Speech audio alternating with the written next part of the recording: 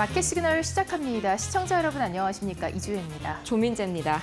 네, 이 뉴욕 증시가 3대 지수 모두 강한 흐름을 보였습니다. 그 가운데서 나스닥 지수가 특히나 좋았던 이유는 바로 기술주들의 랠리 덕분인데요. 이 엔비디아가 인텔에 50억 달러를 투자하기로 밝히면서 이제 미국의 반도체 칩에 대한 동맹이 형성되는 것이 아니냐라는 투자 시각이 나오고 있습니다. 네, 일정 부분 함께 동반 강세를 보였던 반도체 장비주들 그리고 소프트웨어 관련주들도 마찬가지로 수혜를 입었는데 거기에 대해서 이 경쟁 구도가 다시 한번 부각이 되면서 하락하는 흐름 나오는 개별주들도 있었습니다. 잠시 후에 자세하게 보도록 하겠고요. 가장 먼저 3대 지수 흐름 밤사이에 어떻게 끝났는지부터 살펴보시죠. 이 금리 인하에 대해서 어제 FOMC 이 당장 놓고 봤을 때에는 해석이 좀 분분했지만요. 하루가 지난 뒤에 시장은 무난했다라는 평가가 주요했습니다. 추가 인하에 대해서 낙관론이 더 커지면서 그리고 거기에다가 기술주까지 선방을 해주면서 다우지수는 0.27% 올라섰고요. 나스닥 지수도 1% 가까이 상승했습니다. 오늘 엔비디아가 거의 장중 약 3% 이상의 강세 시연하면서 나스닥 주도해줬고요. 이어서 S&P 500 지수 역시 0.48% 상승 마감했습니다.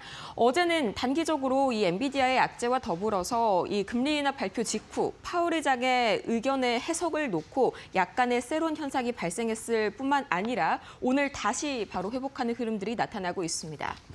자, 시장을 움직였던 가장 큰 이슈 세 가지. 첫 번째로 제가 꼽은 이슈는 이 10월 25bp, 그러니까 바로 다음 달에 있을 금리 결정에서 추가적으로 25bp 인하가 단행될 가능성이 현재로서는 94.1% 거의 유력한 상황입니다. 뿐만 아니라 연내에 추가적으로 2회 금리 인하, 그러니까 50bp가 추가적으로 인하될 가능성 역시 82.3%. 그러니까 어제 인하까지 합친다면 연내에 총 75bp, 3회 인하가 누적이 되어서 인하가 단행이 될 것이다. 이렇게 현재 시장을 긍정적으로 보고 있고요.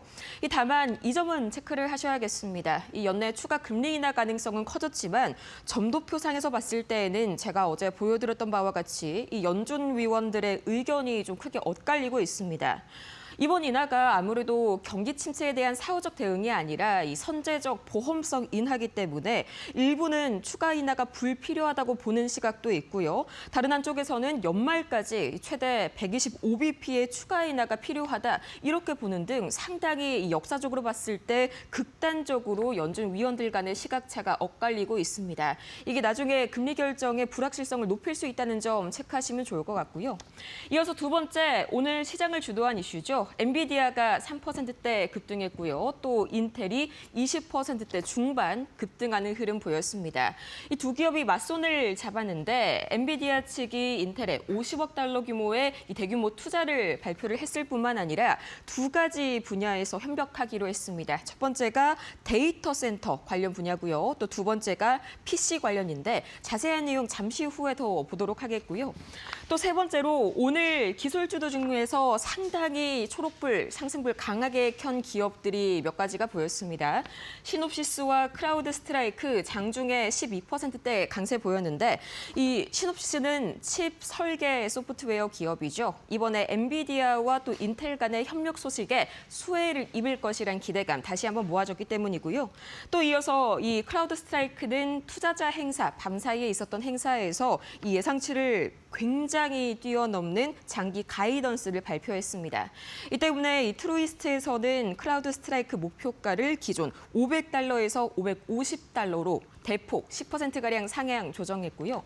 또 이어서 팔란티어도 흐름 좋았습니다. 5%대 강세. 이 영국 국방부와 AI 역량 강화를 위해서 파트너십을 체결했다라는 소식이 긍정적으로 작용이 됐고요.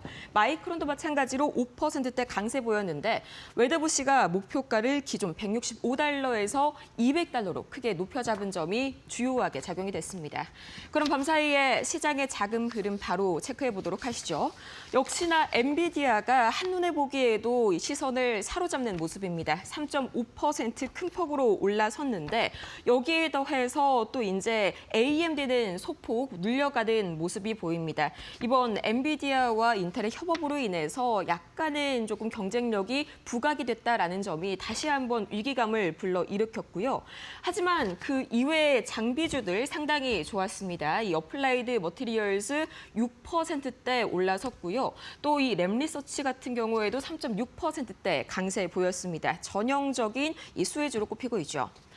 반면 테슬라는요, 계속해서 이 상승세 이어가다가 다시 한번 좀 꺾이는 모습들이 나타나고 있습니다. 사실 이 전거래일에서도 장중에는 좀 하락하는 흐름들이 나왔었는데 오늘 결국 2%대 하락했습니다. 그간 워낙 급등을 했었던 그런 이슈도 있고요. 금리 인하 기대감이 소멸이 되자 재료 이슈가 이제 완전히 소멸이 됐다라는 새로운 이슈도 있었습니다. 거기에 더해서 이제 안전성 논란으로 차량 도어 핸들을 다시 한번 설계하고 있다라는 소식까지 부각이 되면서 이 거기에다가 XAI 임원진들의 잇따른 퇴사가 이어지고 있다. 이 금리 인하 발표가 되자마자 악재들이 계속해서 좀 터지고 있는 테슬라입니다. 이어서 구글은 1%대 강세 보여줬는데요. 여러 가지 이슈가 많았습니다. 첫 번째로 이 중국 정부가 구글 안드로이드 운영체제에 대해서 반독점 조사를 중단하겠다라고 발표를 했는데 이게 마냥 좋은 소식만은 아닌 게 이 미국 무역협상에서 구글보다는 앞으로 엔비디아를 집중적으로 타겟하겠다 이런 의도라고 시장은 현재 해석을 하고 있고요. 또 거기에 더해서 구글의 웨이모가 대중교통 소프트웨어 기업 VIA와 협력 소식을 밝혔습니다. 올 가을부터 애리조나주에서 이 대중교통 자율주행 서비스를 시작한다고 하는데 이 점까지 다시 한번 시장 기대감 얻었습니다. 또 이어서 메타도 0.58% 올라섰는데요. 오는 9월 30일 이 새로운 AI 스마트 글래스를 출시하겠다라는 소식을 밝혔습니다. 이 가격이 우리 돈으로 110만 원, 뭐 상당히 고가입니다만 그동안 영화에서 봤었던 이 음성 명령을 알아듣고 또 한쪽 렌즈에 스크린이 내장이 돼 있습니다. 이 실시간으로 길 안내, 번역 등이 가능하다는 점에서 약간 영화에서 봤던 자비스의 그런 느낌도 나고요. 이 때문에 강한 기대가 많고 0.58% 올라간 메타, 반면에 애플은 0.45% 하락했습니다. 이 부진한 실적에 AI 실망감, 또 밸류에이션이 과도하다는 현재의 평가로 인해서 애널리스트 평가가 사실상 최근 5년 내 최저 수준이고요. 또 엔비디아와 인텔의 협업 내용 중에서 PC 관련 이야기가 나오자 맥북 관련 우려감이 커졌습니다. 또 이어서 아마존은 0.17% 약보합권에서 거래 마쳤는데 미국 법원이 이 연방거래위원회가 아마존을 상대로 제기했던 소비자 보호법 위반 혐의를 인정했습니다. 이 때문에 하방 압력이 더욱 강해진 아마존이었습니다. 그럼 이 외에도 시장을 움직였던 대표적인 종목들 차례대로 보시겠습니다. 다우와 나스닥까지 합쳐서 보도록 하겠습니다. 우선적으로 오늘 시장을 주도했던 그런 종목들 앞에서 이미 말씀을 드렸는데요. 그만큼 상승폭이 엄청납니다. 우선 인텔은 22% 상승했는데 이 밤사이 엔비디아의 50억 달러 투자 계획이 주요하게 작용이 됐죠. 이 현재까지 인텔에 대한 외부 투자금은요. 벌써 160억 달러에 달하는 것으로 전망이 되고 있습니다. 이 지난 8월이죠. 2달 전에 트럼프 행정부에서 90억 달러를 이 지분 투자 방식으로 인수를 했고요. 지난달 소프트뱅크에서 20억 달러의 거금을 또 투자를 한 바가 있죠. 이 때문에 상당히 현재 다시 한번 게임 체인저로 부각이 될 것이다라는 그런 기대감 얻어가고 있고요. 오늘 삼성전자에도 다소간의 영향은 미칠 것으로 보입니다. 또 이어서 이 시놉시스 칩 설계 소프트웨어 기업이다. 아까 말씀드렸었는데 이 앞으로도 꾸준한 협업 소식에 인텔의 협업 소식에 실적 개선 기대감 12.86% 상승했고요. 이 크라우드 스트라이크도 앞전에 설명을 드렸었습니다. 굉장히 강한 상승세를 보여주고 있는데 2031년까지 연간 고정 매출이 100억 달러에 도달할 것이고요. 그로부터 5년 뒤인 2036년에는 2배 증가한 200억 달러까지 증가할 것으로 전망이 됩니다. 또 이어서 코인베이스 밤사이에 비트코인 가격이 굉장히 크게 상승했습니다. 거의 11만 8천 달러 선에 근접했는데 미국 증권거래위원회 SEC가 비트코인 관련 암호화폐 관련 ETF의 상장을 보다 절차를 간소화했습니다. 규제 완화를 한 거죠. 이 소식에 7%대 강세 보였고요. 엔비디아 3%대 상승도 나스닥 상승 주도했습니다. 반면에 팩트셋과 S&P 글로벌 좀 비슷한 성격의 그런 종목들이 큰 하락을 보였는데 우선 팩트셋 리서치 분기 실적과 연간 EPS 가이던스가 예상치를 하회했습니다. 우리가 보통 시장 조사 자료를 볼 때 팩트셋 결과에서 많이 따오곤 하죠. 그런데 이 팩트셋이요, 이 실적을 발표를 하면서 거시경제 불확실성이 지속되다 보니 이 투자자들이 데이터 분석과 같은 재량 지출에 더욱더 신중해졌다면서 미래 실적이 상당히 불안하다고 언급했습니다. 이 때문에 마찬가지로 S&P 글로벌이 6%대 하락했고요. 무디스도 5%대 하락 보였습니다. 그 외에 암홀딩스는요, 이 엔비디아가 그동안 암홀딩스에 기반의 CPU를 제작을 하고 있었다는 점 알고 계실 텐데요. 이 때문에 인텔과의 협업이 대표적으로 악재로 작용한 종목 중 하나가 바로 4%대 하락한 암홀딩스입니다. 이외에 크래커앤배럴도 아쉬운 실적으로 7%대 하락 보였습니다. 지금까지 뉴욕 증시 마감 상황 봤습니다. 네, 그렇다면 특징적이었던 종목들은 어떤 것들이 있었을까요? 함께 살펴보도록 하겠습니다. 자, 먼저 지금 가장 이번 장에서 핵심이 되고 있는 종목이 엔비디아와 인텔의 협력입니다. 관련주라고 묶어지는 시놉시스까지 흐름이 괜찮았는데요. 자, 엔비디아가 3% 넘게 올랐습니다. 지금 엔비디아, 인텔 쪽으로의 투자를 확대를 할 것으로 예상이 됩니다. 지분의 인수 소식이 나오면서 엔비디아가 3% 넘는 오름세를 보였고요. 인텔도 22%대의 급등을 보였는데 두 회사는 이 PC와 데이터 센터용 차세대 칩 공동 개발에 나설 것으로 예상이 되고 있고 또 인텔의 CPU와 생태계 이 기술을 결합하는 형식으로 역사적인 협력을 할 것이다라고 강조가 됐습니다. 이 부분 이제 중국에서의 반도체 자체 국내 칩 생산에 맞서서 어떻게 해서 미국의 반도체 동맹을 이어갈 수 있을지가 더욱더 주목되고 있고요. 더불어서 이 시놉시스의 인텔이 이 시놉시스의 주요 고객입니다. 그렇다 보니까 시놉시스도 덩달아 올랐는데 12%가량의 강세 흐름을 보였습니다. 다음 이슈와 종목 살펴보도록 하겠습니다. 자, 주요 기술주에서 메타가 출판사들과의 콘텐츠 라이선스 협상을 진행 중인 것으로 나타났습니다. 또 스마트 글래스 출시 소식도 있었고요. 출판사들과 더불어서 하는 협상 같은 경우 이 메타의 인공지능에 출판사들이 가지고 있는 콘텐츠를 활용할 수 있을 것으로 기대가 되면서 상승권에서 마감이 됐습니다. 아마존 유통 경쟁사 대비로 우위를 지속해 나가고 있다라는 얘기가 들려오고 있죠. 사실 이번 장에서는 흐름이 그렇게 좋지는 않았습니다. 장중에 등락을 상승과 하락을 전환하는 모습을 보였는데 마감가는 약세권이었고요. 다만 아마존 아직도 모멘텀이 강합니다. 투자 의견 보시면은 계속해서 매수 의견 제시가 되고 있고 매출 성장률도 현재까지 13% 수준으로 업계 평균이 11%입니다. 이보다도 상회하는 흐름이 제시됐습니다.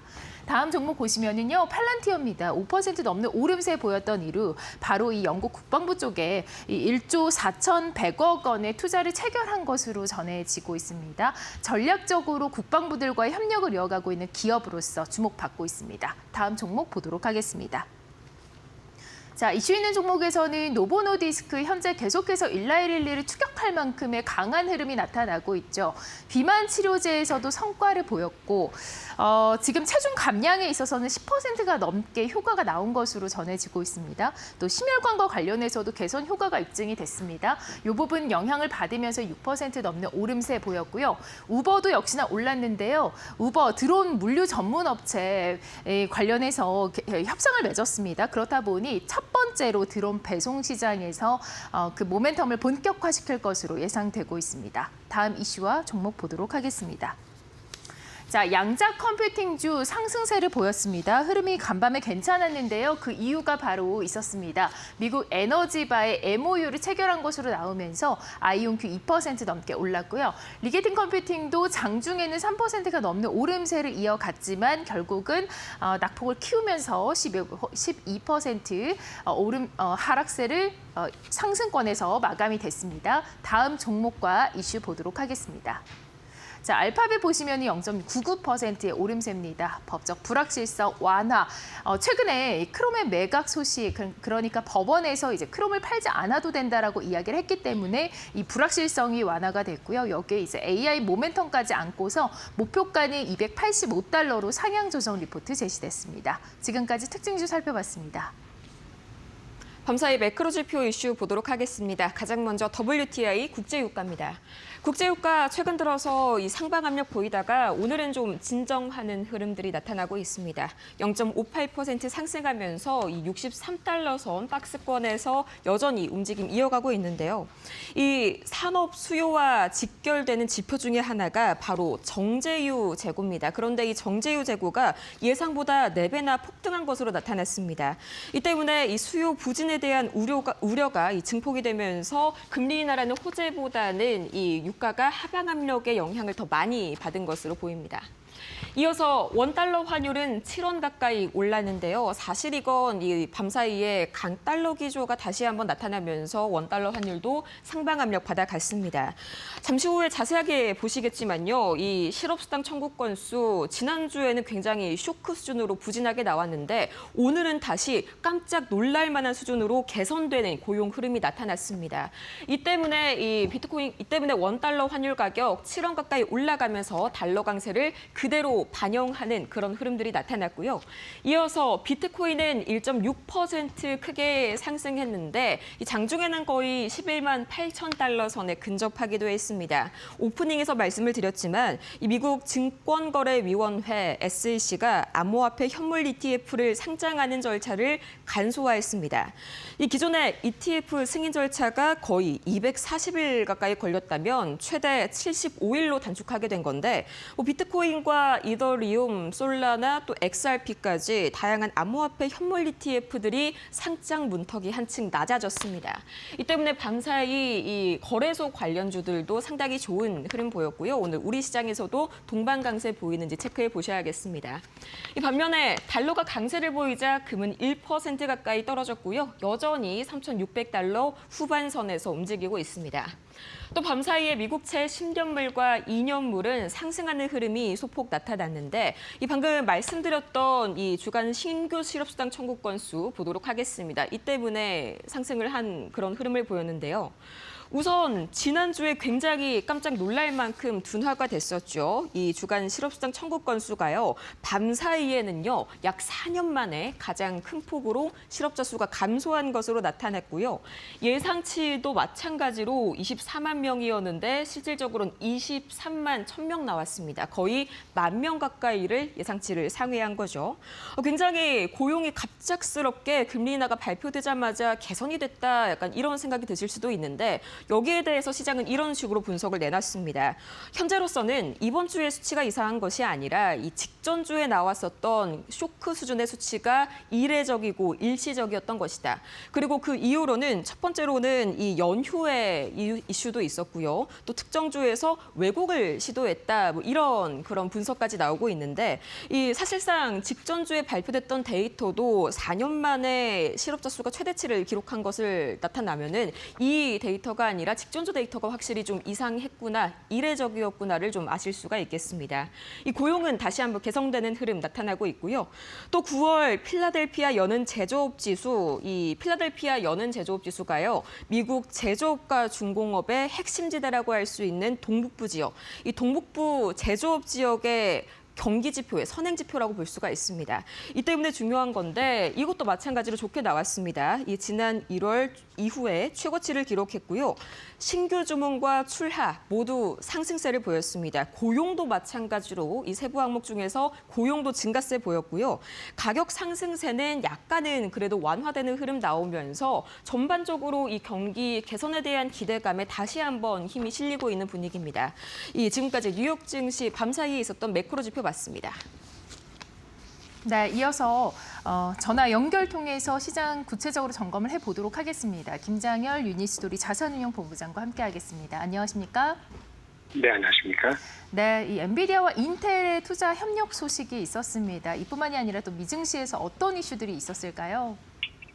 네, 엔비디아 인텔 소식은 엔비디아가 요즘에 좀 주가가 안 좋았는데 인텔하고 엔비디아 공이 아주 긍정적인 소식이었습니다. 요게 가장 중요했고요. 그다음 시장에서는 앞전에 말씀하신 것처럼 고용 데이터가 좋게 나왔죠. 좋게 나왔다는 얘기는 당연히 신재물 국제 상승을 야기시키는 거기 때문에 다우라든지 이런 쪽은 뭐 재미없었다고 볼 수 있겠고, 반면에 경기가 고용 데이터 이런 게 좋다는 얘기는 이제 반도체라든지 이런 쪽에 수요를 뒷받침해 주는 거기 때문에 빅테크 업체들한테는 오히려 좋은 겁니다. 그래서 비단 엔비디아, 마이크론 말고도 전반적으로 좋았다고 말씀을 드릴 수 있겠어요. 네, 이슈에 따라서 주가가 상당히 올랐던 모습을 보였던 지난 장이었습니다. 이뿐만이 아니죠. 반도체 지수가 상당히 좋았는데 이 안에서 어떤 업종들과 또 종목들을 좀 주목을 해봐야 될까요? 네, 당연히 이제 마이크론이 이제 조약 청천까지는 아니지만은 완전히 우뚝 서 있죠. 지금 11일 연속 상승인데요. 9월 2일 대비했을 때 마이크론은 하이닉스랑 거의 비슷한 회사라고 보시면 되고요. 메모리 3위 업체이죠. 9월 2일 대비했을 때 11월 연속 상승해서 지금 누적으로 42.5%를 상승했습니다. 참고로 하이닉스는 동기간 동안에 35% 정도 상승해가지고 비슷한 흐름을 보여주고 있습니다. 마이크론의 주가는 엔비디아하고만 관련되는 게 아니고 최근에 오른 거, 최근 한 일주일 열흘 사이에 많이 오른 거는 하이닉스도 마찬가지입니다. HBM, 엔비디아 관련되는 거는 원래대로 있고요.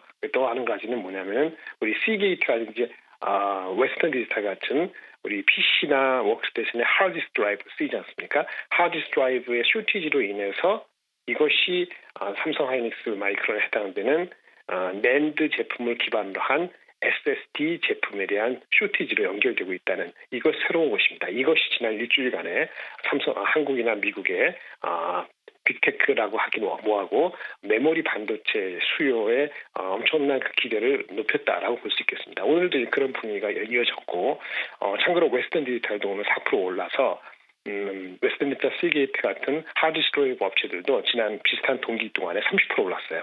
마이크론만은 아니지만 이게 가장 주목되는 겁니다. 이렇게 이제 메모리 업체들이 실적이 더 좋아질 거다. 4분기 넘어가고 있는데 이거는 흐름은 당연히 장비 업체한테도 긍정적인 효과가 되기 때문에 어제도 올랐습니다만은 대표적인 장비 업체 ASML, 그다음에 어플라이 머티리얼즈는 6% 중반대 상승을 기록했고, 그다음 테스트 업체인 KLA도 5% 후반대 상승을 해서 이 장비 업체까지 확인되다 보니까 P/E반이 그라데 반도체가 지수 자체가 최고가를 경신하면서 3% 중반대 상승을 했습니다. 나머지 주식은 그렇게 아주 어텐션된 거는 구글 유지되고 있는데 팔란티아가 오래간만에 반등했다는 거 5%, 그다음에 노보노디스크가 알츠하이머 임상 기대감 때문에 한 6% 올랐다는 것 정도가 눈에 띄었다고 말씀드릴 수 있겠습니다. 네, 반도체 그리고 팔란티아, 노보노디스크를 얘기를 해주셨습니다. 자, 국내 시장에서도 관련된 섹터의 종목들이 잘 갈 수 있을지, 어떤 영향을 받을지, 또 투자 전략은 어떻게 가져가야 될지 궁금합니다. 네, 지속적으로 반도체의 중심이 될 것 같아요. 소부장도 마찬가지고. 고용 데이터가 좋게 나왔다는 게 일단 좋은 거지만은 금리 인하만 가지고 계속 가려고 했던 거는 어차피 FOMC 전후에서도 금리 인하 3번은 인더 프라이스 돼 있는 거기 때문에 그걸로 인해서 추동력은 조금은 오늘은 경계심까지는 아니더라도 숨고르기가 필요합니다. 많은 반도체 메모리 쪽은 좀 더 기술적인 그 상승의 각도가 좀 둔화될지언정 전체적인 장을 그래도 이끌어갈 수 있는 힘은 남아있다. 이렇게 말씀을 드릴 수 있겠습니다. 네, 긍정적으로 검토를 해주셨습니다. 자, 오늘도 김장효 유니스토리 본부장과 함께했습니다. 도움 말씀 고맙습니다. 감사합니다. 네, 시장을 주도하는 이슈들 잠시 후에 머스노5에서 함께하시죠.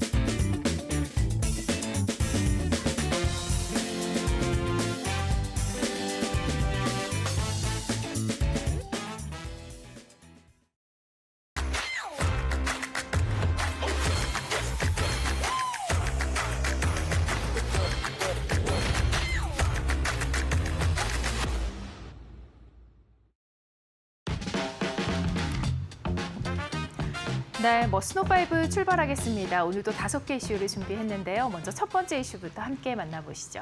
자, 이번 장에서 거의 주요 이슈라고 해도 과언이 아닐 정도로 주목을 받았던 이슈, 바로 엔비디아와 인텔의 협력 소식입니다. 자, 엔비디아가 인텔에 50억 달러를 투자하겠다, 지분을 인수하겠다라고 밝힌 부분 덕분에 이 관련된 기술주들이 동반 랠리를 보이는 모습을 보였는데요. 중국에서 지금 자국의 국내 칩을 개발하기 위해서 상당히 큰 흐름을 보여주고 있는 가운데 미국의 반도체 동맹이 이 부분을 어떻게 잠식시킬지도 주목이 되고 있고요. 앞으로 미국에서의 반도체 협력이 또 어떻게 새로운 시대의 칩 개발을 이어갈지도 주목이 되고 있습니다. 엔비디아가 인텔에 50억 달러, 우리 돈으로 약 7조 원을 투자한다고 밝혔습니다. 이번 계약으로 엔비디아는 인텔 보통주를 매입해 지분 4% 이상을 확보하며 주요 주주로 올라서게 됐습니다. 두 회사는 PC와 데이터 센터용 차세대 칩 공동 개발에 나서는데요. 젠슨학 엔비디아 CEO는 AI와 가속 컴퓨팅 기술을 인텔의 CPU와 생태계에 결합하는 역사적인 협력이라고 강조했습니다. 인텔 리프탄 이 CEO도 이번 협력을 통해 고객 혁신과 사업 성장을 기대한다며 환영의 뜻을 밝혔습니다. 뉴욕타임즈는 이번 거래가 인텔에게는 생명줄과 같다고 평가했습니다. 실제로 시장 반응도 뜨겁습니다. 인텔 주가 개장 전 최대 28% 급등했고요. 엔비디아 역시 3% 상승했습니다. 미국 정부와 일본 소프트뱅크의 자금 지원에 이어서 이번 엔비디아 투자까지 더해지면서 인텔의 반격이 본격화될 수 있을지도 주목되고 있고요.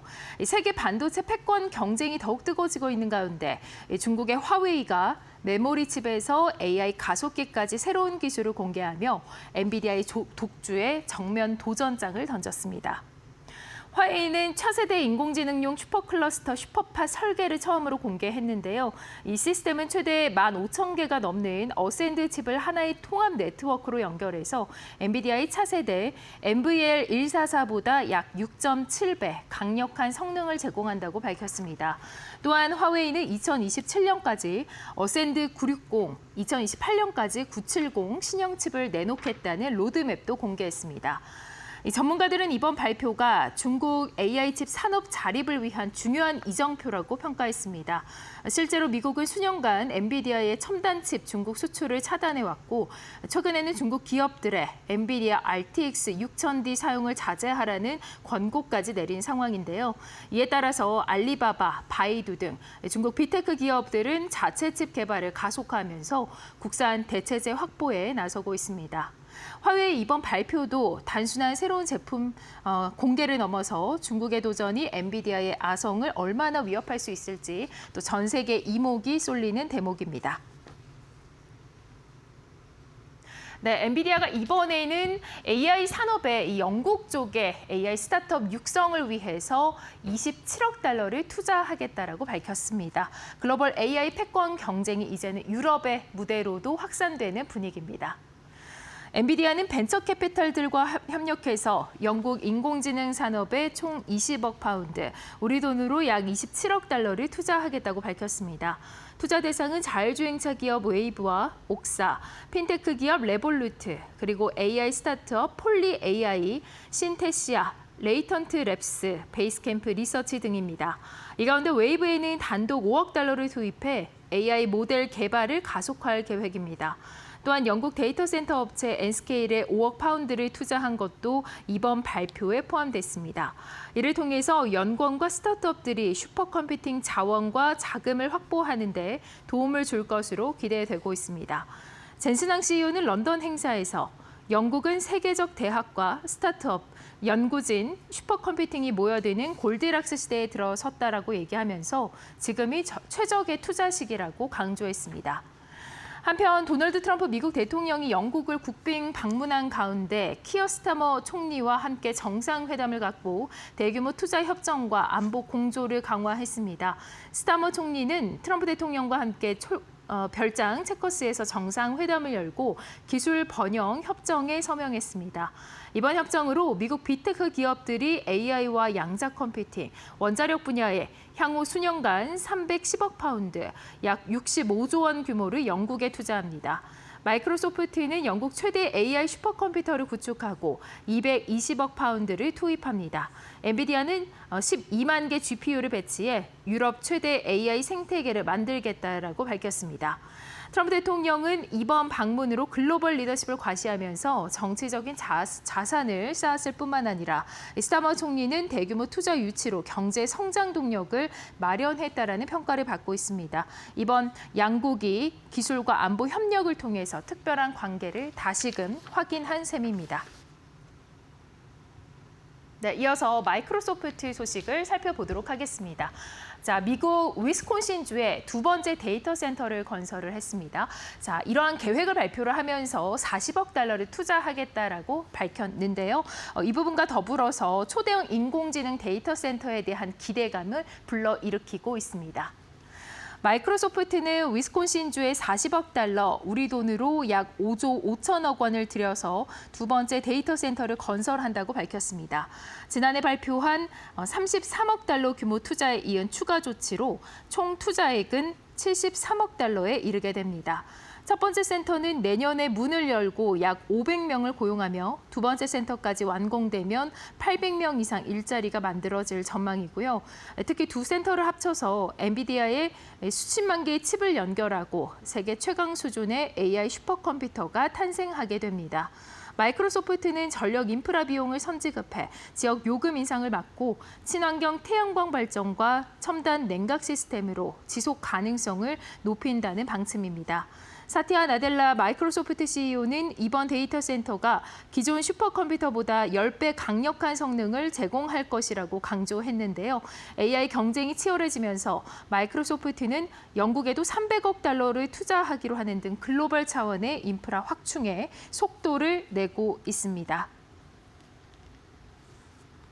네, 이어서 이 미래형 인프라형 AI가 제약산업과도 노동시장에 미칠 파급력이 대단합니다. 테슬라는 옵티머스 3 플러스 휴머노이드 로봇 100억 달러 규모 주문을 받았는데요. 이 로봇들이 미국의 의약품 제조와 더불어서 일자리 재편의 핵심이 되고 있습니다. 미국 제약업계는 테슬라 옵티머스 3 플러스 휴머노이드 로봇 최대 10,000대를 도입하기로 했습니다. 총 100억 달러 규모의 계약이고요. 이 로봇들은 농장 운영부터 처방약 제조까지 투입될 예정입니다. 이번 계약은 미국 의약품 제조 주권을 강화하고 저임금 반복 업무를 자동화해 노동자들이 더 높은 수준의 일자리로 이동하도록 돕는다는 취지를 담고 있습니다. 또한 이 프로젝트는 DEA와 FDA 규정을 준수하면서 시드에서 주사기까지 전 과정을 미국 내에서 수행하게 되는데요. 관련 업체의 신임 CEO는 테슬라 로봇 기술을 통해서 공급망을 안전하게 지키고 임금 인상과 합법적 이민, 그리고 새로운 고임금 일자리 창출을 이끌겠다고 강조했습니다. 네, 이어서 이 국방부와 협력이 두드러지는 종목이죠. 바로 팔란티어 기업이 이 영국의 국방부와도 또 한 번 투자 체결을 했습니다. 이번에는 규모가 1조 4,100억 원 규모로 알려지고 있습니다. 팔란티어와 관련된 소식, 오늘은 이 트럼프 대통령의 영국 국빈 방문과 맞물려서 발표된 빅딜 소식인데요. 영국군이 인공지능 기반 군사 기술을 도입을 하면서 글로벌 안보와 방위 산업 시장이 어떻게 변하게 될지가 주목되고 있습니다. 영국 국방부는 팔란티어와 7억 5천만 파운드, 우리 돈으로 약 1조 3천억 규모의 계약을 체결했고요. 트럼프 대통령의 국빈 방문과 동시에 이 부분을 발표하면서 글로벌 방위 산업 지형을 흔들 중요한 사건으로 보인다라고 전했습니다. 이번 계약을 통해서 영국 국방부는 전장 목표를 신속하게 식별하고 작전 효율을 극대화할 수 있는 AI 기반 시스템을 도입하게 되는데요. CIA와 연계된 팔란티어는 이미 미국 국방부와의 협력 경험이 풍부한 만큼 신뢰성이 높은 기술력을 제공할 수 있다라는 평가입니다. 팔란티어는 단순한 계약에 그치지 않고 향후 5년간 영국에 15억 파운드를 투자하겠다라고 약속했고요. 이는 미국과 영국의 방위 협력의 새로운 전환점이 될 전망입니다. 군사 작전의 디지털 전환 그리고 AI가 전쟁의 양상을 어떻게 바꿔놓을지 이번 발표는 단순히 이 무기 계약을 넘어서 국제 안보와 첨단 기술의 접점을 보여준 사례로 평가될 것으로 보입니다. 이 팔란티어는 한국인이 선호하는 주요 미국 주식으로 현재 떠오르고 있는데요. 한국예탁결제원에 따르면 국내 투자자가 보유한 팔란티어 주식 보관액은 지난 10일 기준으로 58억 5천만 달러에 달하면서 테슬라와 엔비디아 이어서 보관액이 세 번째로 많은 외국 주식으로 집계됐습니다. 연초 팔란티어의 보관액 순위가 8위였는데 불과 9개월 만에 5계단이나 뛰어 올랐습니다. 보관액은 23억 달러에서 약 2.5배 불어난 것으로 전해지고 있습니다. 네, 지금까지 머스노5 살펴봤습니다.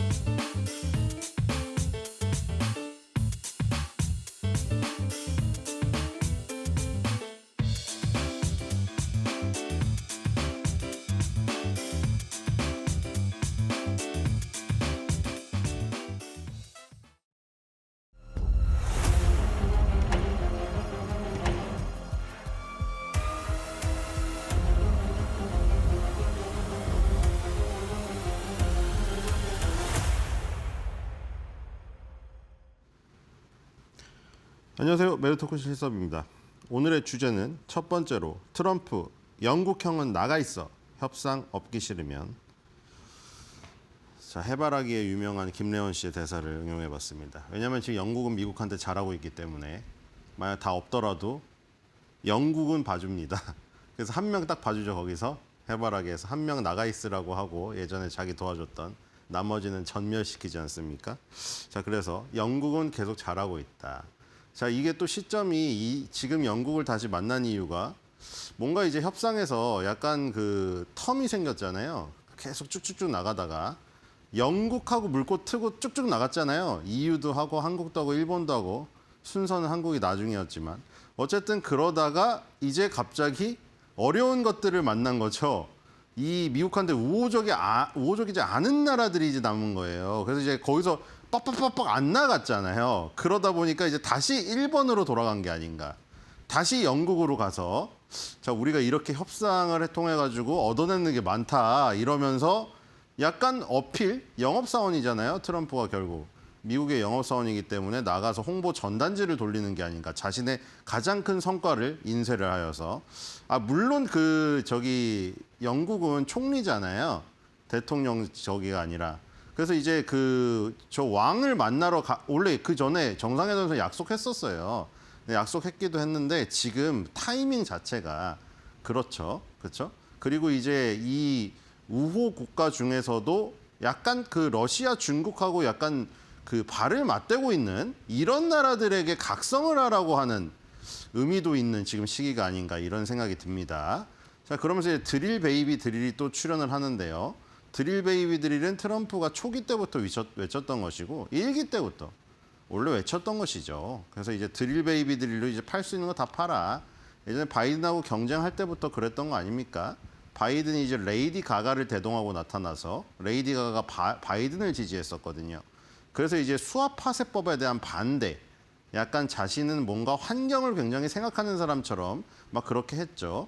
왜냐하면 수압 파쇄법이 물의 압력으로 그 땅 집안을 뚫고 들어가서 안에 암석이랑 이런 걸 다 부신 다음에 거기서 이제 석유를 뽑아내는 거거든요. 그래서 이제 환경 오염이 된다. 이 집안 아래에 있는 우리의 소중한 지구의 돌을 망가뜨린다 이러면서 얘기를 했는데 트럼프는 지금 무슨 소리냐. 그 수압 파쇄법에 있는 모든 최신 기술을 활용하여 그 셰일 오일이라던가 샌드 오일이라던가 그러니까 그 이 매장량에 그것까지 다 포함하면 진짜 어마어마한 양이 아직도 있는 겁니다. 피크 오일이고 뭐고 아직도 수천 년을 사용할 수가 있는 거예요. 석유라는 이 검은 요 황금 석유는. 그래서 이제 대신에 그게 파낼 수가 없기 때문에 매장량이 안 잡힌 거죠. 쓸 수 있는 매장량이. 왜냐하면 돌에 묻어 있고 셰일이죠. 돌에 묻어 있고 샌드, 모래에 묻어 있고 석유에 모래가 묻어 있고 돌이 묻어 있는 거예요. 그러면 이거 어떻게 써요? 저기 자동차에 넣으면 고장 날 거 아닙니까? 근데 이제 기술이 발전되어서 그 석유에서 돌을 떼내고 모래를 떼내는 기술이 발전된 거죠. 그래서 이제 그걸 파내면은 석유 가격이 안정이 됩니다. 뭐 그 바이든 때는 전략 비축유라고 전쟁 때 쓸 거를 풀어갖고 안정시켰지만 그걸 전략 비축유를 안 해도 왜냐면 그건 전쟁 때 써야 되니까요. 핵 전쟁이 나면 써야 되잖아요. 전쟁 때 써야 되는 거기 때문에 전략 비축유를 풀지 않아도 기존에 지금 있는 것만 해도 기술의 발달만으로 파낼 수가 있단 말이죠. 샌드오일, 셰일 오일을. 근데 이제 레이디 가가를 대동하고 나타나가지고 거기서 이제 막 유세를 하고 하니까 트럼프가 반대를 한 거죠. 아니 드릴 베이비 드릴인데 무슨 지금 수압 파쇄법이고 뭐고 다 팔아. 그래서 2기 때는 이제 더 강화가 됐죠. 자신이 이제 1기 때 뭐 실패했던 그런 경험까지 해서. 그래서 이제 드릴 베이비 드릴을 계속 외치면서 이 에너지 가격을 낮췄습니다. 그리고 이제 석유에서 석탄까지 가지 않았습니까? 아름다운 청정 석탄. 다시 이제 석탄 개발자들 다시 일터로 돌아가서 열심히 석탄을 파세요. 그리고 석탄, 석유. 자, 이제 그래서 우리가 이제 뭐 친환경 에너지라고 알려져 있는 태양광이나 풍력에 대해서 엄청난 비난을 쏟아부으면서 그렇죠? 이 지금 완전 대척점에 서 있지 않습니까? 원자력 르네상스를 부르짖으면서 그래서 나는 에너지 가격과 비용을 낮춰서 가게뿐만 아니라 기업의 비용도 낮춰줬다. 이 얼마나 가게랑 기업, 정부 이렇게 세 개 중에서 이 정부가 활약을 해서 가계 기업을 굉장히 지금 원활하게 만들어주고 있다는 거죠. 근데 우리나라 역사상 최악의 인플레이션을 겪었다. 또 바이든 얘기입니다. 역사상 최악의 인플레이션으로 20%가 넘는 무슨 인플레이션을 겪었는데 자 그래서 바이든 때 주장하던 바이든이 이제 뭐 그런 거 하지 않았습니까? 태양광 풍력 뭐 전기차에 대한 어떤 막대한 보조금 지원 이런 것들. 자, 우리는 풍력을 다루지 않습니다. 이 참 아니 그 태양광도 좀 같이 얘기해 주지. 풍력은 도대체 저 왜 꽂힌 건지 모르겠는데 뭐 골프장 때문인 것 같긴 한데 풍력은 진짜 어떻게 돼? 이 풍력을 지금 하면 안 될 것 같습니다. 트럼프 임기 내에는 풍력 에너지에 관심도 갖지 말아야 돼요. 자, 어쨌든 풍력이 재앙이라고 표현하고요. 재앙이 2명 있네요. 파월도 재앙이라고 했고요. 트럼프가 풍력도 재앙이라고 했습니다. 자, 그래서 인플레이션이 크게 낮아졌고 지금 인플레이션은 거의 없다. 지금 이 방문 때문에 바빠서 그런지 FOMC 결과에 대한 어떤 코멘트를 트루스 소셜에 안 날리고 있더라고요. 저 지금 계속 확인을 하고 있는데 분명히 그 코멘트 날릴 텐데 지금 그렇죠? 지금 분명히 날릴 겁니다. 지금 영국에서 미국으로 돌아오면 날릴 것 같아요. 이 지금 B컷을 안 한 거에 대한 왜냐면 스티브 마이런을 자기가 신복으로 거의 심어놨잖아요. 그러니까 트럼프의 생각 이꼬르 스티브 마이런의 생각이에요. 스티브 마이런이 혼자 반대표 던졌잖아요. 0.5% 인하로. 그러니까 트럼프가 이 자신의 생각은 0.5인데 감히 다 반대를 해? 이러면서 분명히 트루스 소셜을 올릴 겁니다. 그러면서 이 얘기 또 하겠죠. 인플레이션이 하나도 없는데 너네는 도대체 뭐 하고 있느냐. B컷이든 자이언트 컷이든 0.5든 0.75를 쳐가지고 경제를 살려야지 지금 인플레이션 걱정을 할 필요가 없다. 내가 베이비 드릴 베이비로 싹 다 파냈는데. 그다음에 이제 훌륭한 자산을 갖고 있다. 바로 북해 유전에 대한 얘기가 나옵니다. 북해 이 유전 이거를 지금 우리가 같이 공동 개발을 하면은 석유, 에너지 가격을 더욱더 낮출 수 있다. 이런 것이고요. 그다음에 이제 에너지에서 계속 연결이 되는데 푸틴이 나를 실망시켰다. 푸틴이 나랑 정상회담을 하고 가서도 계속 사람을 죽이고 있다. 그리고 죽이는 사람보다 잃는 사람이 더 많다. 의미심장한 얘기를 했죠. 그리고 유럽에 대한 도전. 이 유럽에 대한 도전은 러시아 얘기를 하는 게 아니라요. 유럽 국가들이 유럽에 대해 도전하고 있다는 얘기를 하고 있는 겁니다. 지금 자기가 1기 때 노드스트롬을 막아서 노드스트롬 2를 자기가 막았다지 않습니까? 그게 이제 그 유럽에서 파이프라인으로 러시아에서 편하게 땅으로 파이프로 해가지고 가스 이거 공급받던 건데 이제 그거를 막아버리니까 가스를 공급받던 거를 액화를 시켜서 그럼 액화시키려면 액화 탱크 만들어야 되고 배 만들어서 저기 받아와야 될 거 아닙니까? 그럼 또 거기서 또 기화시켜야 되고 돈이 많이 드니까 겉으로는 막 어쩔 수 없이 막 다들 EU, 나토가 러시아 타도 하니까 가가지고 깃발은 들고 러시아 타도 중간에 그런 거 있잖아요. 우리 운동장에서 초등학교 때 뒤에서 앞에서 크게 외치면은 뒤에 숨어가지고 그냥 립싱크만 하는 약간 그거잖아요. 지금 립싱크만 하다가 실제로는 야 우리나라 돈 없잖아. 스페인 같은 나라죠. 스페인이 혼자 EU에서 나토에서 반대했잖아요. 5% 국방비. 돈이 없으니까요. 남유럽의 돼지였으니까. 그래서 스페인 같은 나라가 막 그러는 거죠. 겉으로는 야 우리 다 유럽이랑 나토가 러시아 타도 외치는데 우리도 타도는 외쳐야지 하면서 가서 립싱크를 하고 있는데 실제로는 러시아산 그 가스를 받아들이는 게 돈이 절약이 되고 그냥 편하니까 그러고 있었던 거죠. 그런 것들을 지적하는 거예요. 아니 어떻게 해. EU랑 나토가 러시아랑 중국이랑 대치 전선을 세우면서 러시아산 가스 석유를 쓰고 있느냐. 이게 말이 되느냐 이게. 지금 러시아 에너지에 지나치게 의존하는 유럽 국가들 이 문제다. 그러면서 이제 영국 총리가 스티머 총리가 우린 없습니다. 자, 분명히 영국이 여기서 중요한 역할을 해야 되지만 EU도 아니에요, 사실 영국은. 자, 당연히 아무것도 가지고 있지 않다 우리는. 그런데 유럽 국가들 중에 그런 국가들이 몇몇 있다. 에너지 문제를 다시 살펴봐야 돼. 러시아산 석유가스를 수입하는. 그러니까 지금 러시아의 경제를 무너뜨려 갖고 협상장으로 땡겨 올리겠다는 게 스코페스 재무장관의 얘기 아니었습니까? 그게 결국 트럼프의 생각일 거고. 그래서 무너뜨려야 되는데. 안 그래도 무너뜨려야 돼서 인도, 중국을 때리고 있는데 인도, 중국은 사실 꿈쩍을 안 하고 있다. 그런데 거기서 한 톨이라도 도움을 줘야 될 유럽 국가조차도 거기다가 지금 그걸 대고 있으면 그럼 러시아가 계속 전쟁 자금을 저기서 수혈하는 거예요. 기분 엄청 좋죠. 아니 쟤네 바보들 아니야. 막 나와가지고 우리 러시아 반대 외치면서 뒤로는 우리 석유가스 사주면서 우리 자금 대주고 있네. 와 이럴 거 아니에요 러시아는. 그러니까 지금 트럼프가 열이 받는 거예요. 지금 뭐 하는 거냐고 이게. 자 그래서 이제 유럽 국가들 중에서 러시아산 석유가스 구매하는 국가들 이 지금 빨리 다시 재정비해야 된다. 이 얘기를 했고요. 이제 스탠딩으로 이제 브리핑을 한 다음에 앉아서 이때 또 서명의 시간을 가져야 되지 않습니까? 서명의 진짜 진심인 트럼프 아닙니까? 그렇죠? 진심이니까 맨날 바이든이 뭐 자동 로봇팔로 서명을 해서 그게 다 무효니 그리고 이재명 대통령하고 정상회담 하는데 그 사인하는 펜 너무 예쁘다고 그러니까 사인에 굉장히 진심이 있는 사람이에요. 그래서 이 사인 자리가 제일 중요한 거죠. 그래서 어쨌든 간에 5월에 스타트를 끊게 해준 게 영국이었죠. 영국은 사실 맨 먼저 한다고 사실 모두 다 알고 있었죠. 사실 영국이랑 미국은 뿌리도 같고 영국에서 미국이 나왔잖아요. 그리고 같이 공통 언어도 쓰고 억양만 차이가 있을 뿐이지. 가장 최우방이기 때문에 그리고 협력하고 있는 분야도 많고. 그래서 이제 5월 달에 영국이 가장 먼저 체결을 했고 사실 저게 어떤 저기가 되었죠. 원동력이 되었죠. 그 뒤에. 당연히 유대감이 매우 강하고 관계가 오래되었다. 그런 얘기고 여기서 이제 중요한 게 그거였잖아요. 미국 농부들이 맨날 강조하잖아요. 미국 농부들, 우리 농부들 잘 살게 해줘야 되는데 트럼프가 맨날 그러잖아요. 그래서 미국 농부들이 영국의 제품을 판매할 수 있게 통로를 열어준 게 가장 큰 부분이었고 이 IT 기업은 얘기를 잘 안 해요. 보통 광부들이나 농부들에 대한 얘기를 주로 합니다. 자, 그다음에 이제 영국의 제품을 판매할 수 있는 수십억 달러의 규모의 기회를 창출했다. 자, 이렇게 됐고 그럼 영국은 뭐냐?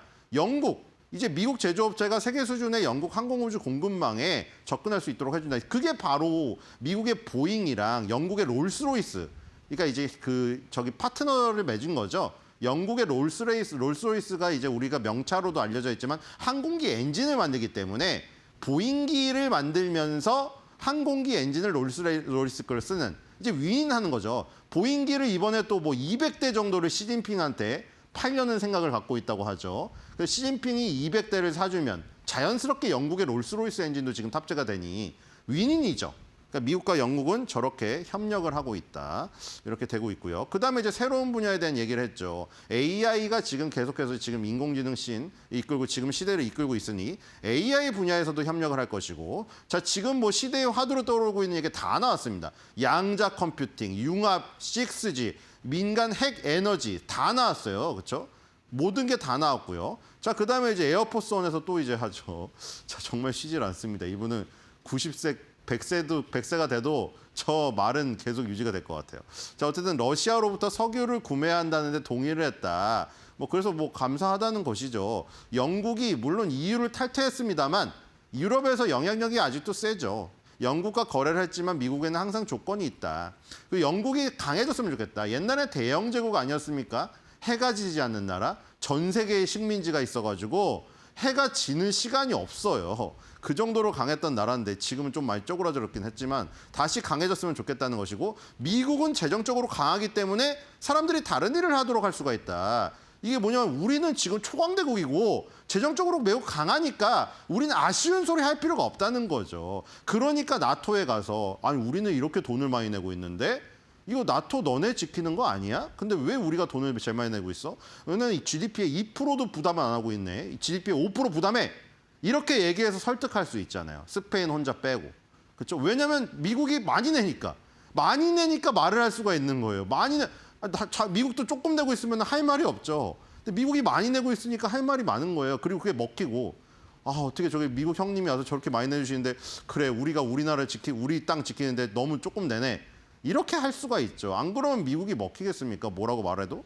자, 그 나토 국가, EU 국가, 나토든 EU든 어쨌든 그 집단이 하려는 목적 자체가 그 집단 방위 아니면은 집단의 어떤 이익을 취하는 부분이잖아요. 그러면 자기네들이 사실은 가장 많은 돈을 지불하고 신경을 써야 되는데 저기에 돈을 제일 많이 지불하고 있는 게 미국이에요. 미국이 이제 주동 미군도 제일 많고 독일에 주둔하는 미군이 세계에서 가장 많고 나토에서도 돈을 압도적으로 많이 내고 반 이상을 내고 있지 않습니까? 자, 그러니까 이제 할 말을 할 수가 있는 것이죠. 그런데 우리는 일을 해야 되는데 왜 당신네들은 러시아에서 석유를 아직도 사들이고 있느냐. 이러면서 다시 한번 에어포스원에서 또 한 번 찍어서 말했습니다. 자, 두 번째입니다. 짐 크레이머, 애플이 정말 실망했으면 삼성으로 왜 안 가죠? 자, 정말 뼈아픈 말이 나오더라고요.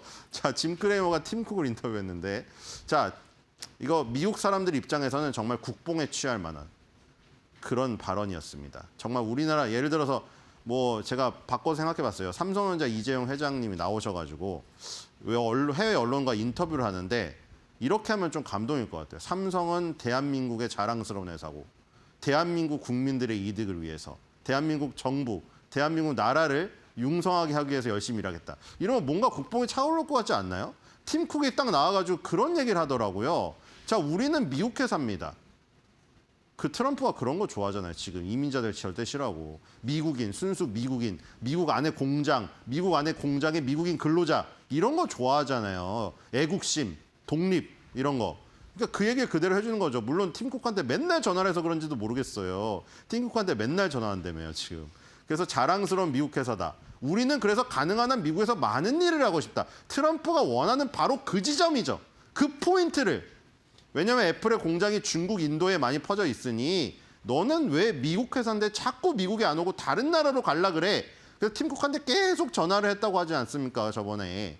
그래서 이제 결국에는 미국에 대한 투자를 발표했는데 인터뷰에 나와서 이제 또 이 트럼프가 좋아할 만한 발언들을 계속하고 있죠. 자, 우리는 국내에서 판매하는 것뿐만 아니라 글로벌한 입지를 갖고 있는 회사고 미국의 지역에서도 상당한 양의 제품을 지금 판매하고 있는 회사다.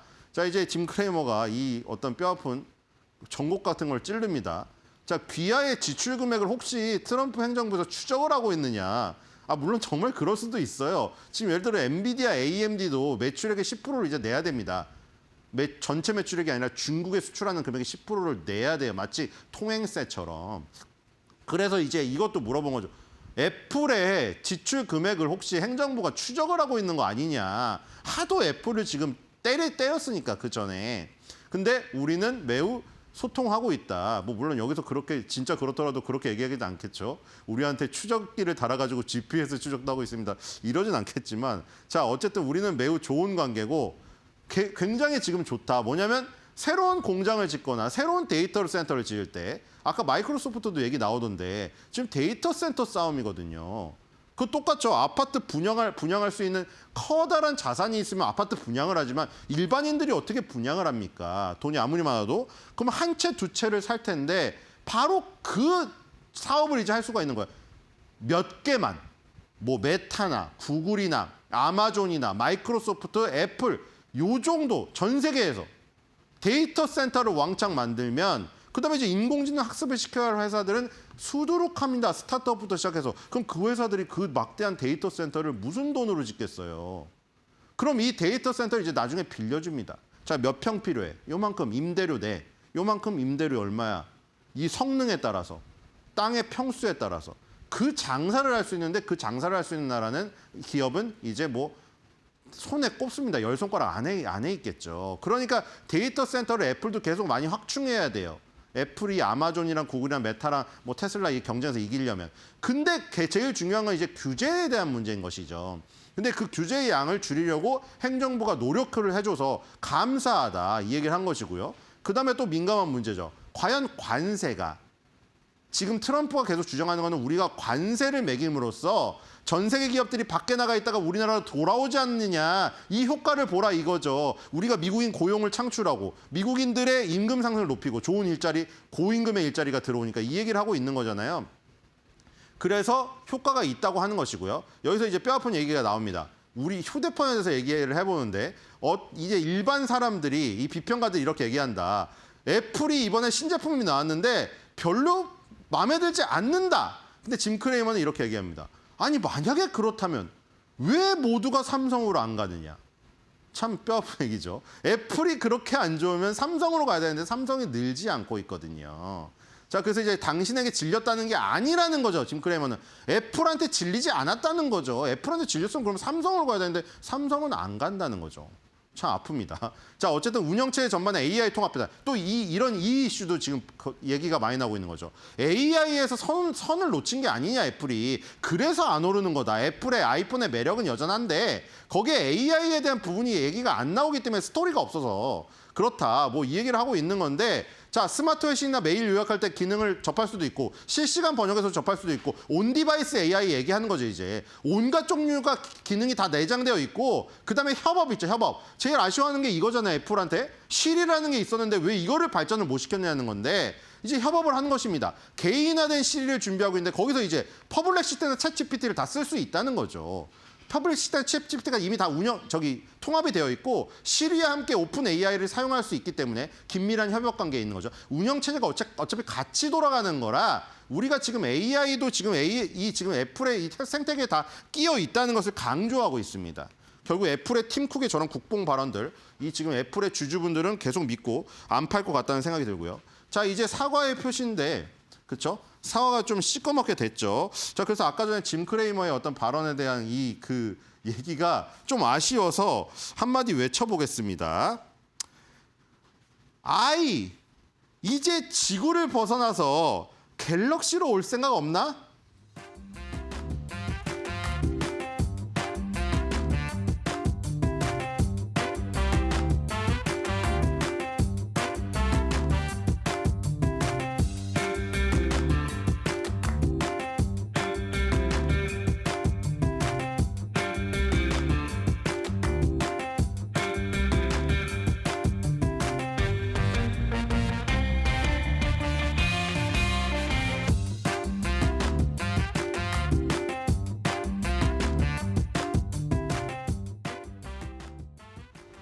밤사이 뉴욕 증시를 뜨겁게 달군 이슈들, 오늘 우리 시장에서는 어떻게 작용할지 저와 함께 관련 업종 만나보시죠.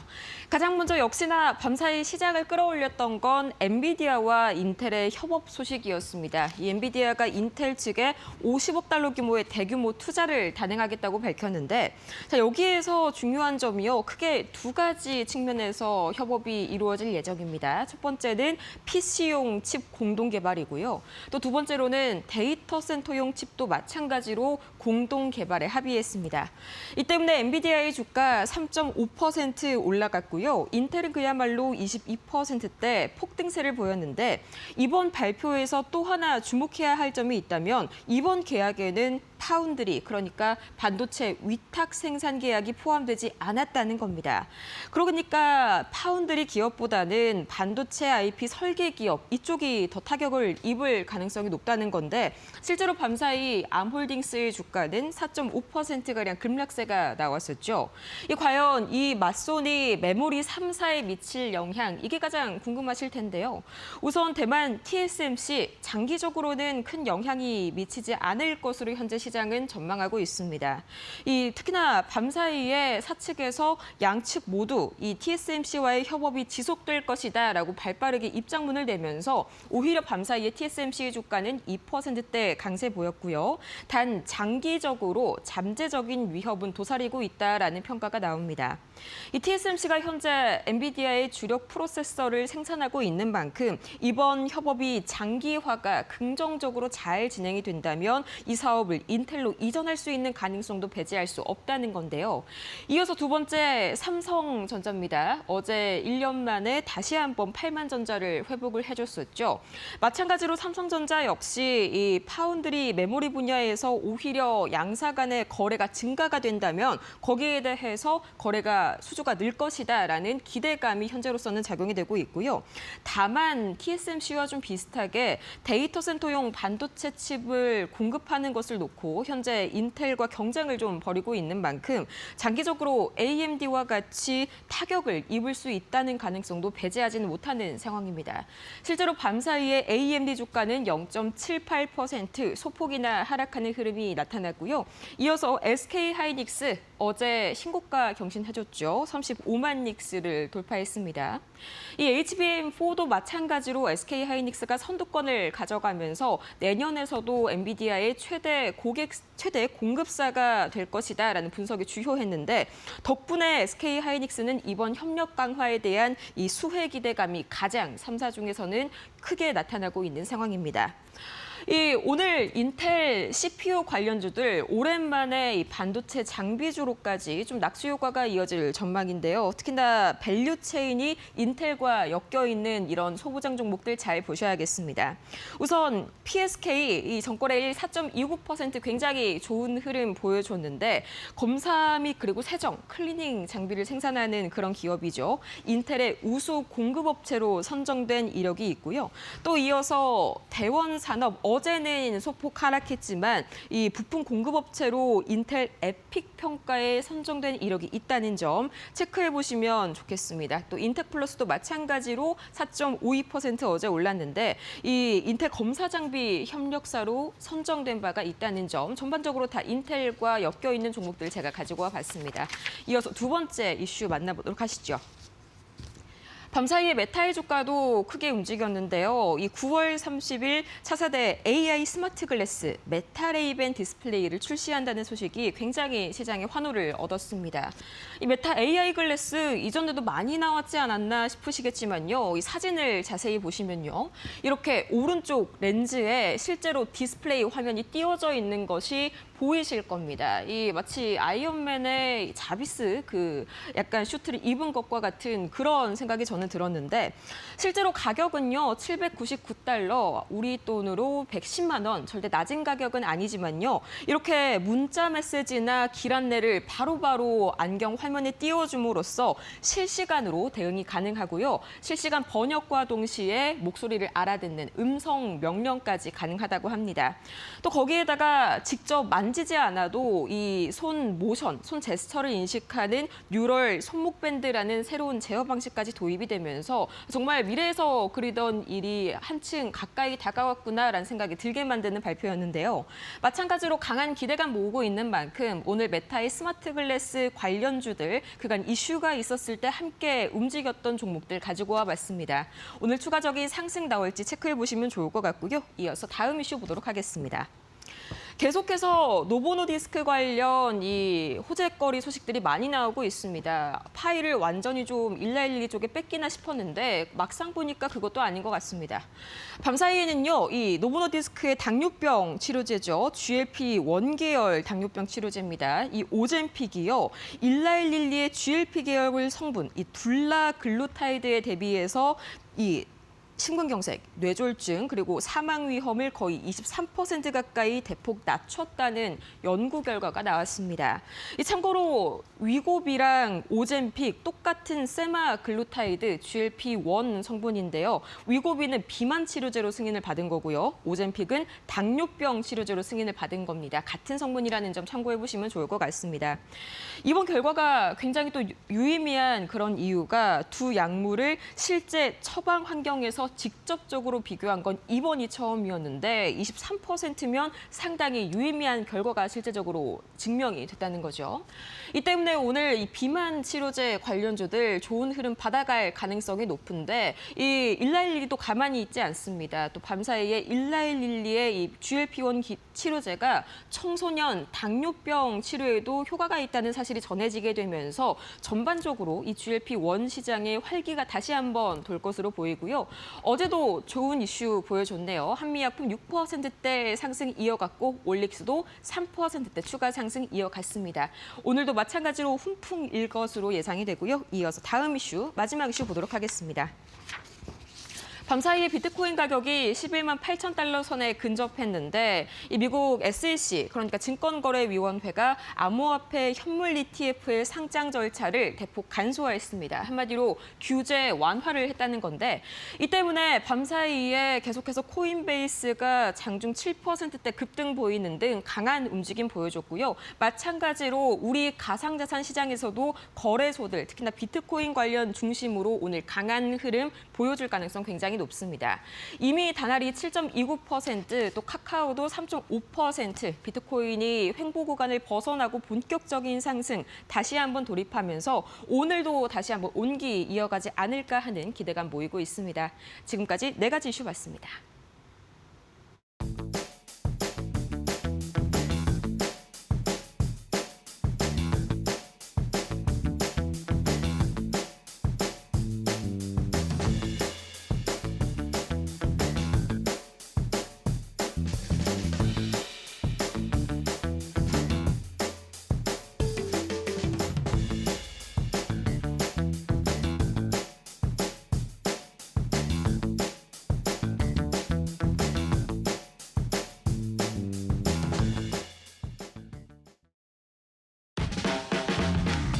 네, 여러분 안녕하십니까. 9월 19일 금요일입니다. 이데일리 뉴스 브리핑 시작을 하죠. 예, 오늘 첫 기사는요. 어제 이재명 대통령이 여의도에서 국내 증권사 리서치 센터장들을 만났습니다. 만난 이유는 이제 코스피 5천 시대 달성을 위해서 이제 증권계에서 특히 이제 뭐 리포트라든가 이런 걸 통해서 좀 더 실질적으로 투자자들과 접점이 있는 센터장들, 리서치 센터장들을 만나서 이제 코스피 5천을 갈 수 있도록 좀 여러 가지로 좀 지원을 부탁한다 이런 얘기를 하려는 거죠. 이건 이제 대통령 입장의 얘기고 여의도에서의 입장은 지금 시장의 가장 큰 화두 좀 남은 게 일단 대주주 양도세 기준은 이제 확정이 됐으니까 오케이 됐고요. 그 다음에 지금 관심이 배당소득 분리과세의 최고 세율을 이소영 의원의 안인 27.5%까지 낮출 것이냐. 지금 정부 안은 35%가 넘으니까요. 그 다음에 아니면 25% 정도. 이건 다른 의원의 안도 있습니다. 그래서 그 정도까지. 그러니까 대략 25에서 27% 사이까지 내릴 것이냐. 이 부분 하나. 두 번째는 자사주 소득 의무화 요거를 지금 이제 새로 사는 부분은 사실 별 이슈가 없습니다. 기존에 갖고 있는 자사주를 언제까지 처분해야 될 것이냐. 이게 의무화니까요. 그래서 이게 뭐 6개월, 뭐 1년, 3년 이렇게 쭉 얘기가 있습니다. 그래서 이 부분의 기간을 지금 시장에서는 한 1년 정도 안에 처분하는 걸만 나오면 리저너블하다. 그러니까 시장에서는 긍정적으로 볼 거다. 이렇게 하고 있는데 이제 이 부분들 또 장기 투자하는 분들에 대한 뭐 세제 혜택 이런 부분들. 왜냐하면 부동산 같은 경우는 8년 이상 갖고 있으면 장기 투자 소득공제 특별세 뭐 이렇게 해가지고 거의 뭐 양도세 한 80%까지를 좀 깎아주거든요. 뭐 이런 식의 혜택이 부동산에 있는데 결국 부동산에 있는 돈이 주식시장으로 오게 하려면 부동산 이상으로 혜택을 줘야 되는 거 아니냐 이런 이제 논리입니다. 그래서 어제 센터장들과 간담회에서 이 얘기들이 당연히 나오죠. 뭐 잘 아시겠지만 이재명 대통령이 지금 뭐 타운홀 미팅이라든가 심지어 국무회의 때도 하면 보통 토론식으로 하지 않습니까? 물어보면 답하고 또 반대로 역으로 또 물어보고 그래서 또 국민들의 그러니까 이 업계 또는 현장단의 주요 관심사가 뭔지 또 물어보거든요. 그래서 어제도 마찬가지로 뭐 센터장들이 질문 안 했어도 한 본인이 답을 했을 겁니다. 자, 그래서 이제 중요한 이 지금 말씀드린 3가지 사안에 대해서 이재명 대통령의 답은 뭐냐?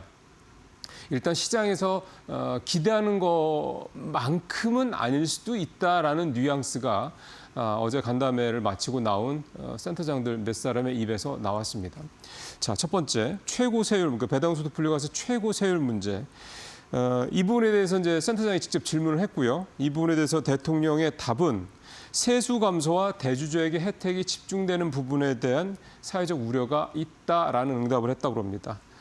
그리고 명확하게 25% 수준으로 내린다라는 부분에 대해서 답을 주지는 않았다라고 하네요. 그래서 이거를 해당 센터장은 조금 모호한 발언이어서 25% 수준까지 내리는 부분에 대해서는 조금 기대치를 낮춰야 되는 게 아니냐라는 생각이 들었다. 뭐 이렇게 얘기를 했습니다. 물론 뚜껑은 열어봐야 됩니다. 사실 대주주 양도세 기준도 처음에 10%로 내리고 난 다음에 사실 시간을 굉장히 오래 끌었죠. 한 달 반 이상 끌면서 그때 이제 주가가 좀 많이 좀 주춤했던 건데 결국은 대통령의 답은 이 기준을 50%로 환원한다라고 명시적으로 얘기하지는 않았습니다. 시장이 이거에 대해서 되게 민감하게 반응하고 있구나. 그래서 시장의 뜻을 따르는 게 좋겠다. 이렇게 얘기를 한 거죠. 그래서 결국 이제 그 뒤에 며칠 뒤에 이제 기재부에서 결정을 한 얘기가 나왔던 거고요.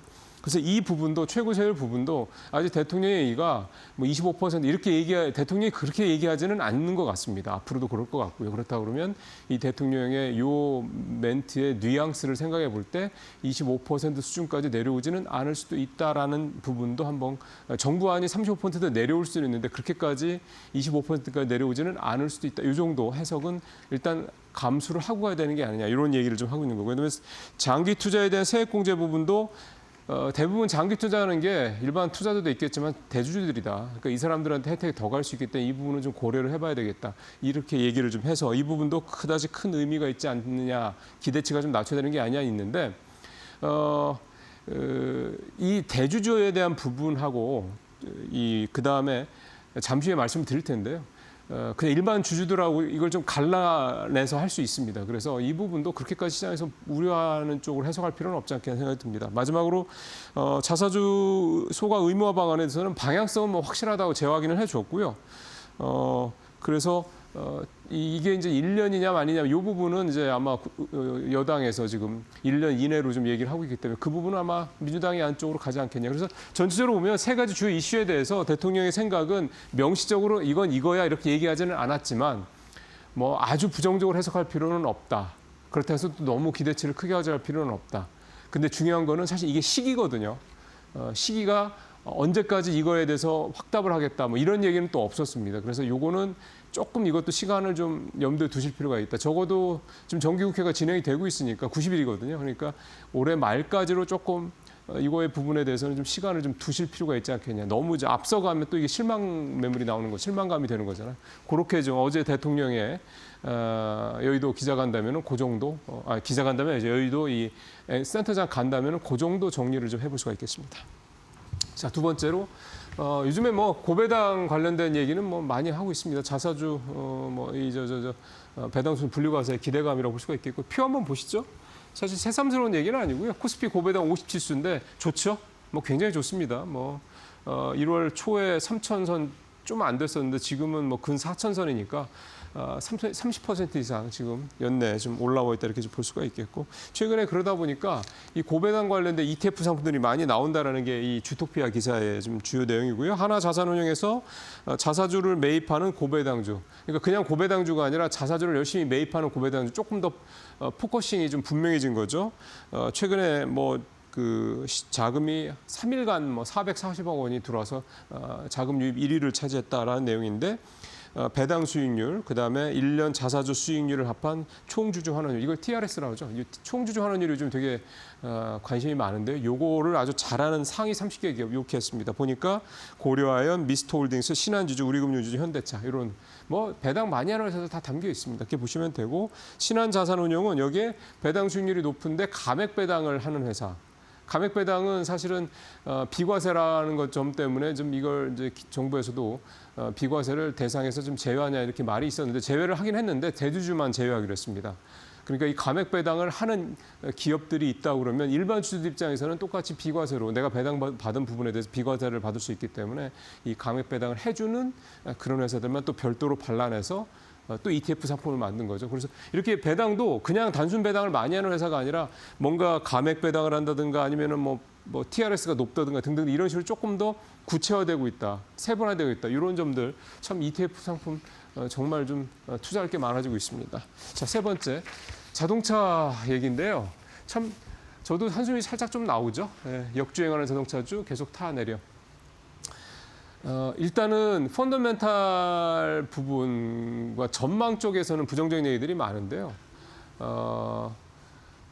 관세나 이런 부분 때문이죠. 근데 또 되게 워낙 좋은 회사들입니다. 그러니까 요즘에 이 자동차주와 관련된 부분이 워낙에 이 관세 리스크가 지금 벌써 한 6개월 이상 오다 보니까 긍정적인 쪽과 부정적인 쪽, 부정적 쪽이 좀 아직은 좀 우세하다고 봐야 되는데 긍정적인 쪽 얘기들도 제법 많다라는 겁니다. 일단 표를 보시면 현대차가 이달 들어서 사실은 그렇게 많이 떨어진 것도 아니에요. 뭐 다른 데가 워낙 많이 올라서 상대적 박탈감을 느낄 뿐이지.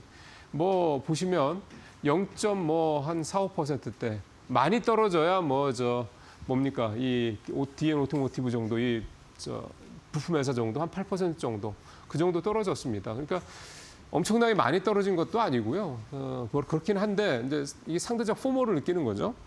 근데 좀 나쁜 얘기는 뭐 제가 굳이 더 말씀 안 드려도 다 아시는 뭐 그런 관세 관련된 리스크들 얘기고 또 반대로 좀 긍정적인 리포트는 최근에 골드만삭스도 뭐 리포트를 내긴 했습니다만 글로벌 경제 형성 대비 여전히 할인폭이 높다라는 거. 그러니까 상대적으로 좀 여전히 저평가돼 있다는 거죠. 그다음에 관세 문제가 해결이 되면 그동안에 눌려있던 게 한꺼번에 폭발적으로 나올 가능성이 높다. 이제 그 얘기를 좀 하고 있는 겁니다. 사실은 이 부분은 지금 사실 섣불리 말씀드릴 수 있는 부분은 아닙니다. 워낙 지금 반도체라는 확실한 그런 뭐 메가 트렌드가 좀 생기고 있기 때문에 그래서 사실 자동차는 대신 또 배당을 되게 세게 하죠. 현대차 같은 경우. 그러니까 뭐 그런 부분들 생각하시면 좀 포트폴리오 일부 편입하는 이런 정도는 뭐 큰 문제는 없지 않겠냐. 이거를 메인으로 가져간다면 좀 문제가 있을 수 있죠. 자, 마지막으로 대기업들이 오늘 이 기사를 가져온 거는 뭐 삼성전자 제가 뭐 홍보하려고 나온 건 절대 아니고요. 대기업들이 하반기에 채용문을 좀 활짝 연다라는 말씀을 드리려고 좀 가져온 겁니다. 이제 삼성전자를 중심으로 이데일리가 기사를 썼기 때문에 이제 이 기사를 가져온 거고.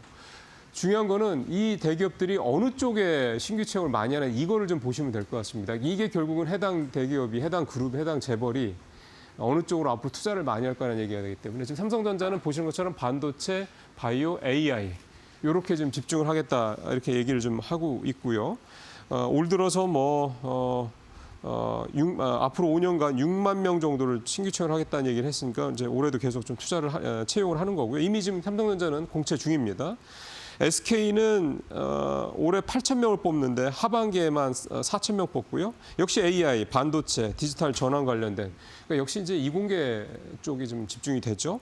현대차 그룹이 올해 7,200명 신규 채용하고 내년에는 10,000명까지 채용을 확대하겠다고 합니다. 이거 되게 반가운 소식이죠. 그다음에 LG도 3년간 10,000명을 신규 채용한다니까 사실 규모가 좀 크지는 않습니다만 딴 데에 비해서 어쨌든 매년 한 3,000명 정도를 신규 채용한다는 건데 LG는 AI, 바이오, 클린테크 배터리, 전장, 냉난방 공조 여기에서 뭐 전장, 냉난방 공조는 또 반도체와 관련된 부분이라고 볼 수가 있겠고 그러니까 결국은 쭉 보시면 반도체, AI, 뭐 바이오 대략 대기업들이 집중하고 있는 섹터들이 이쪽이다 이렇게 좀 모아집니다. 여러분께서 투자하실 때 참고하시길 바라겠습니다. 마치겠습니다.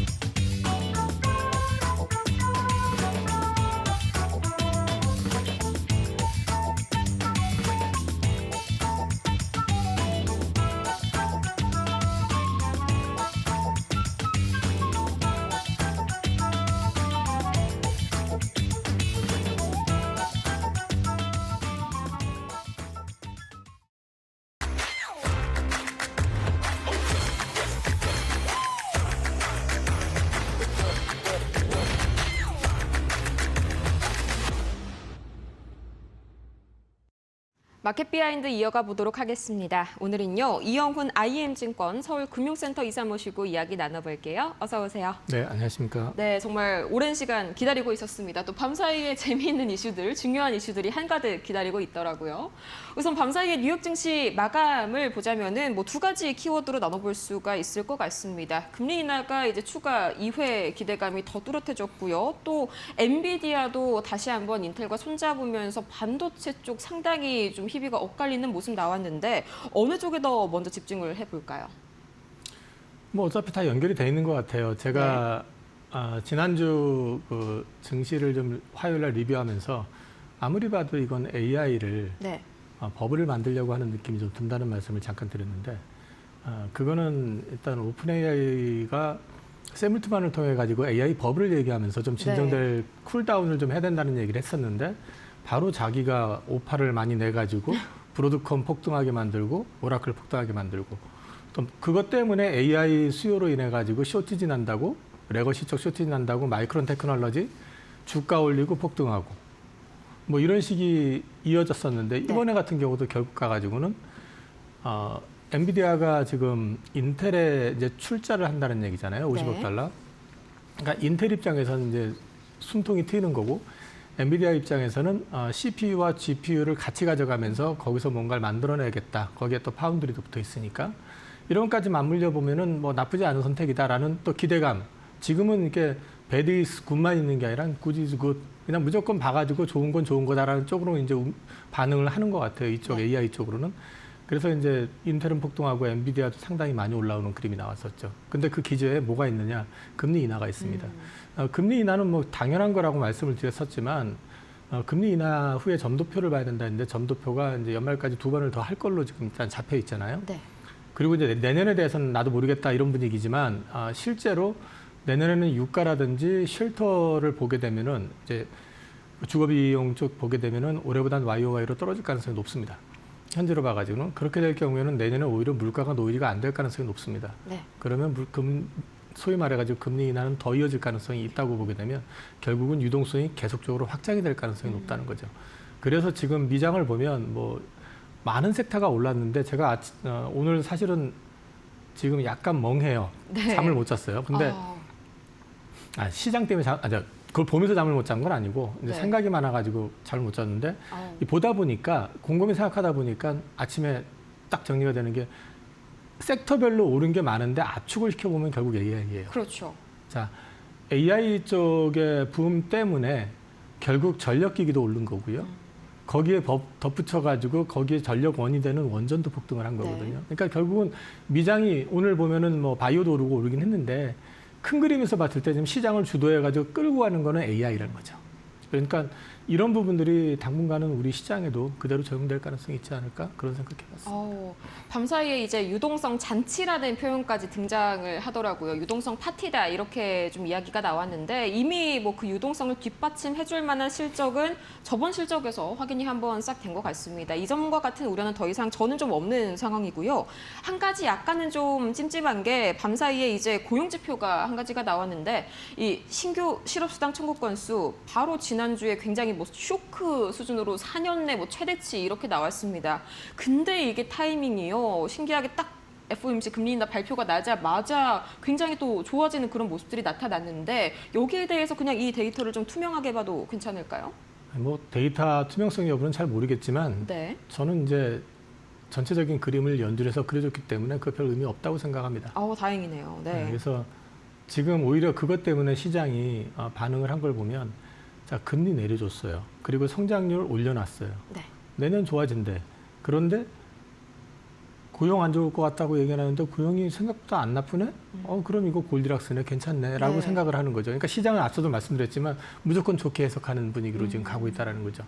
이게 이제 어떻게 보면 버블이다라고 얘기하기는 좀 애매한 위치고 버블의 초입 같은 느낌이 자꾸 드는 거예요, 저는요. 그래서 그러니까 이런 게 뭐냐면은 시장이 갈 수밖에 없는 조건들이 자꾸 만들어지면서 그거를 갖다 안 좋은 것도 분명히 있거든요. 그러니까 실제로 보게 되면은 물가도 따지고 보면은 올라갈 수 있는 요인들이 관세 때문에 많아요.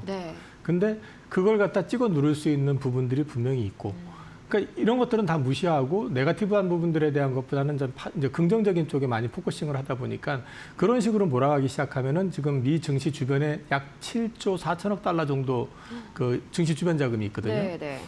그 자금들이 못 참고 들어오기 시작하면 진짜로 크게 움직일 수도 있겠다라는 생각도 해봤습니다. 물론 조정은 언제든지 나올 수 있긴 하지만 바로 풀어지는 것보다는 흐름 자체가 그런 패턴이 되지 않을까 싶은 기대를 좀 해보게 되네요.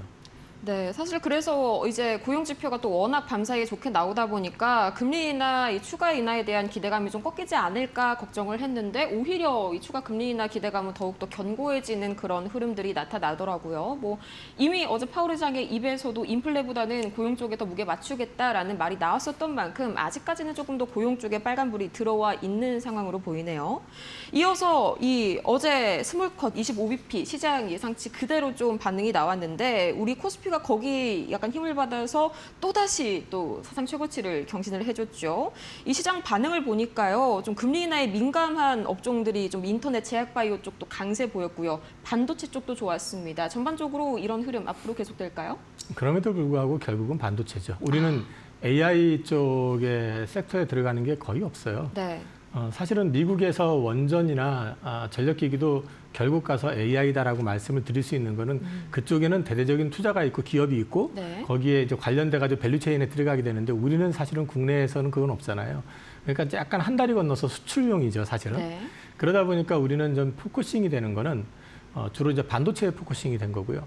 특히 이제 반도체 같은 경우는 주가가 급등을 했었던 게 우리는 또 HBM도 강하지만 레거시 쪽에도 강하다 보니까 그게 두 개가 같이 맞물려 있는 거죠. 두 개가 같이 맞물려 있는 데다가 최근에 이제 수급을 보면은 어저께 상승률은 하이닉스가 높았는데 수급은 지금 삼성전자 쪽이 강해져요. 그거는 찬지빈집 개념으로 삼성은 여전히 기존 외국인 지분 뭐 피크 찍었을 때 58%, 59%였는데 지금 51% 선이고요. 네. 하이닉스는 지금 최고 수준에 와 있고 하니까 그 차이는 있는데 밸류로 보면 하이닉스가 더 싸니까 이제 그런 것들 때문에 좀 움직임이 좀 있는 것 같기는 해요. 근데 궁극적으로는 외국인들이 지금 적극적으로 담을 수밖에 없는 거는 미장을 트래킹을 한다 그러면 결국 우리나라 시장에서는 네. 반도체밖에 없으니까. 그렇죠. 네. 또 이제 최근에는 뭐 HBM뿐만이 아니라 뭐 SSD 쪽으로도 계속해서 열기가 확산이 되고 있다 보니까 삼성전자도 같이 좀 키높이를 맞춰가는 그런 모습들이 좀 긍정적으로 보입니다. 또 밤사이에 또 엔비디아와 인텔 간에 굉장히 큰 소식이 하나 나왔는데 뭐 이게 오늘 삼성전자나 SK하이닉스 주가에 큰 영향을 미치지 않을까 좀 궁금한데요. 뭐 TSMC는 어제 오히려 2% 올랐더라고요. 그냥 그 미국 증시 반응을 그냥 제가 이렇게 보면서 느꼈던 거는 네. 하든 말든 기술력은 우리가 짱이지 아우. 가능하겠어? 이거거든요. 네. 그러니까 인텔이 지금 파운드리 쪽 폭망한 거는 다 알고 있는 사실이니까 네. 기술적으로 따라붙기가 정말 쉽지 않을 거라고요. 뭐 그 앞에서 올 연초만 해도 뭐 당장에 뭐 2나노 들어가고 막 이 얘기했었지만 아직도 먼 얘기고 네.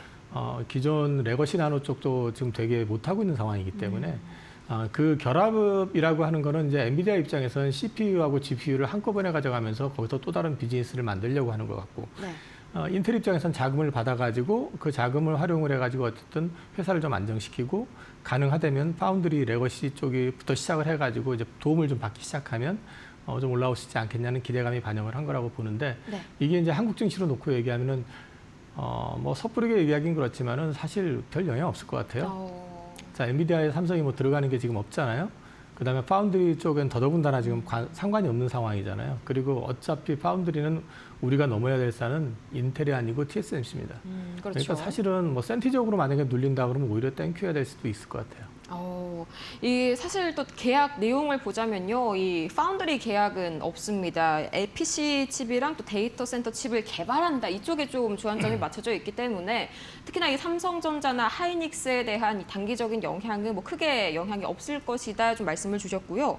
그래도 이 50억 달러가 상당한 규모의 그런 금액이잖아요. 지금까지 뭐 인텔에 투자된 대외 자금만 해도 뭐 160억 달러 이렇게 되는데 그럼 오늘 우리 반도체 장비주들 뭐 인텔 쪽 공급망 쪽은 좀 수혜 받아갈 수 있을까요? 뭐 반등 나오겠죠. 당연히 그거 이슈 재료로 요즘은 특히 반도체는 조금만 호재가 나와도 바로 반응이 되는 그런 패턴이니까. 시간에도 움직이더라고요. 되게. 네, 그러니까 당연히 거기에 따른 반등이 나올 거라고 보고 지금 반도체는 지금 사실은 저도 경험해보지 못한 이것도 네. 화요일 날 얘기했었지만 이게 상승 흐름이거든요. 그래서 이게 보통 바닥에서 장시가 완전히 부러지고 난 다음에 올라오던 패턴인데 네. 고점에서 이렇게 돌파를 하면서 이어지는 건 저도 사실 처음 봤어요. 근데 지금 그럼에도 불구하고 지금 미장 또 글로벌 시장 자체가 AI로 포커싱이 돼 있다 보니까 네. 이게 조정을 받더라도 심하게 안 받을 것 같고 또 가게 되면 더 갈 것 같고 이런 분위기다 보니까 뭐 그런 거에 계속해가지고 어떤 편승한 어떤 주가 흐름 자체는 계속 나올 것 같아요. 재료가 나올 때마다. 정말 좀 역사적으로 이번 AI 랠리가 이렇게 흔하게 나타나는 그런 장세는 확실히 아닌 것 같습니다. 이미 실적으로도 내용적으로도 증명이 된 그런 부분이고요. 이어서 이제 테슬라도 좀 주가가 잘 가다가 좀 꺾이는 흐름이 나타났는데 보니까 LG전자가 테슬라 옵티머스 로봇에 공급망에 합류하게 됐다. 이런 뉴스가 들려오더라고요. 이게 뭐 단기 테마적으로 끝날까요? 장기적으로 좀 유지가 될까요? 저건 뉴스로 확인된 건 아니고요. 네. 그 중국계로 추정되는 사람이 이제 SNS에다가 테슬라 밸류체인에 LG전자가 이제 납품을 하게 됐다라고 이제 글을 올리면서 반응이 네. 온 거고요. 근데 이제 그 사람에 대한 신뢰도에 대해서는 검증이 안 되는 것 같아요.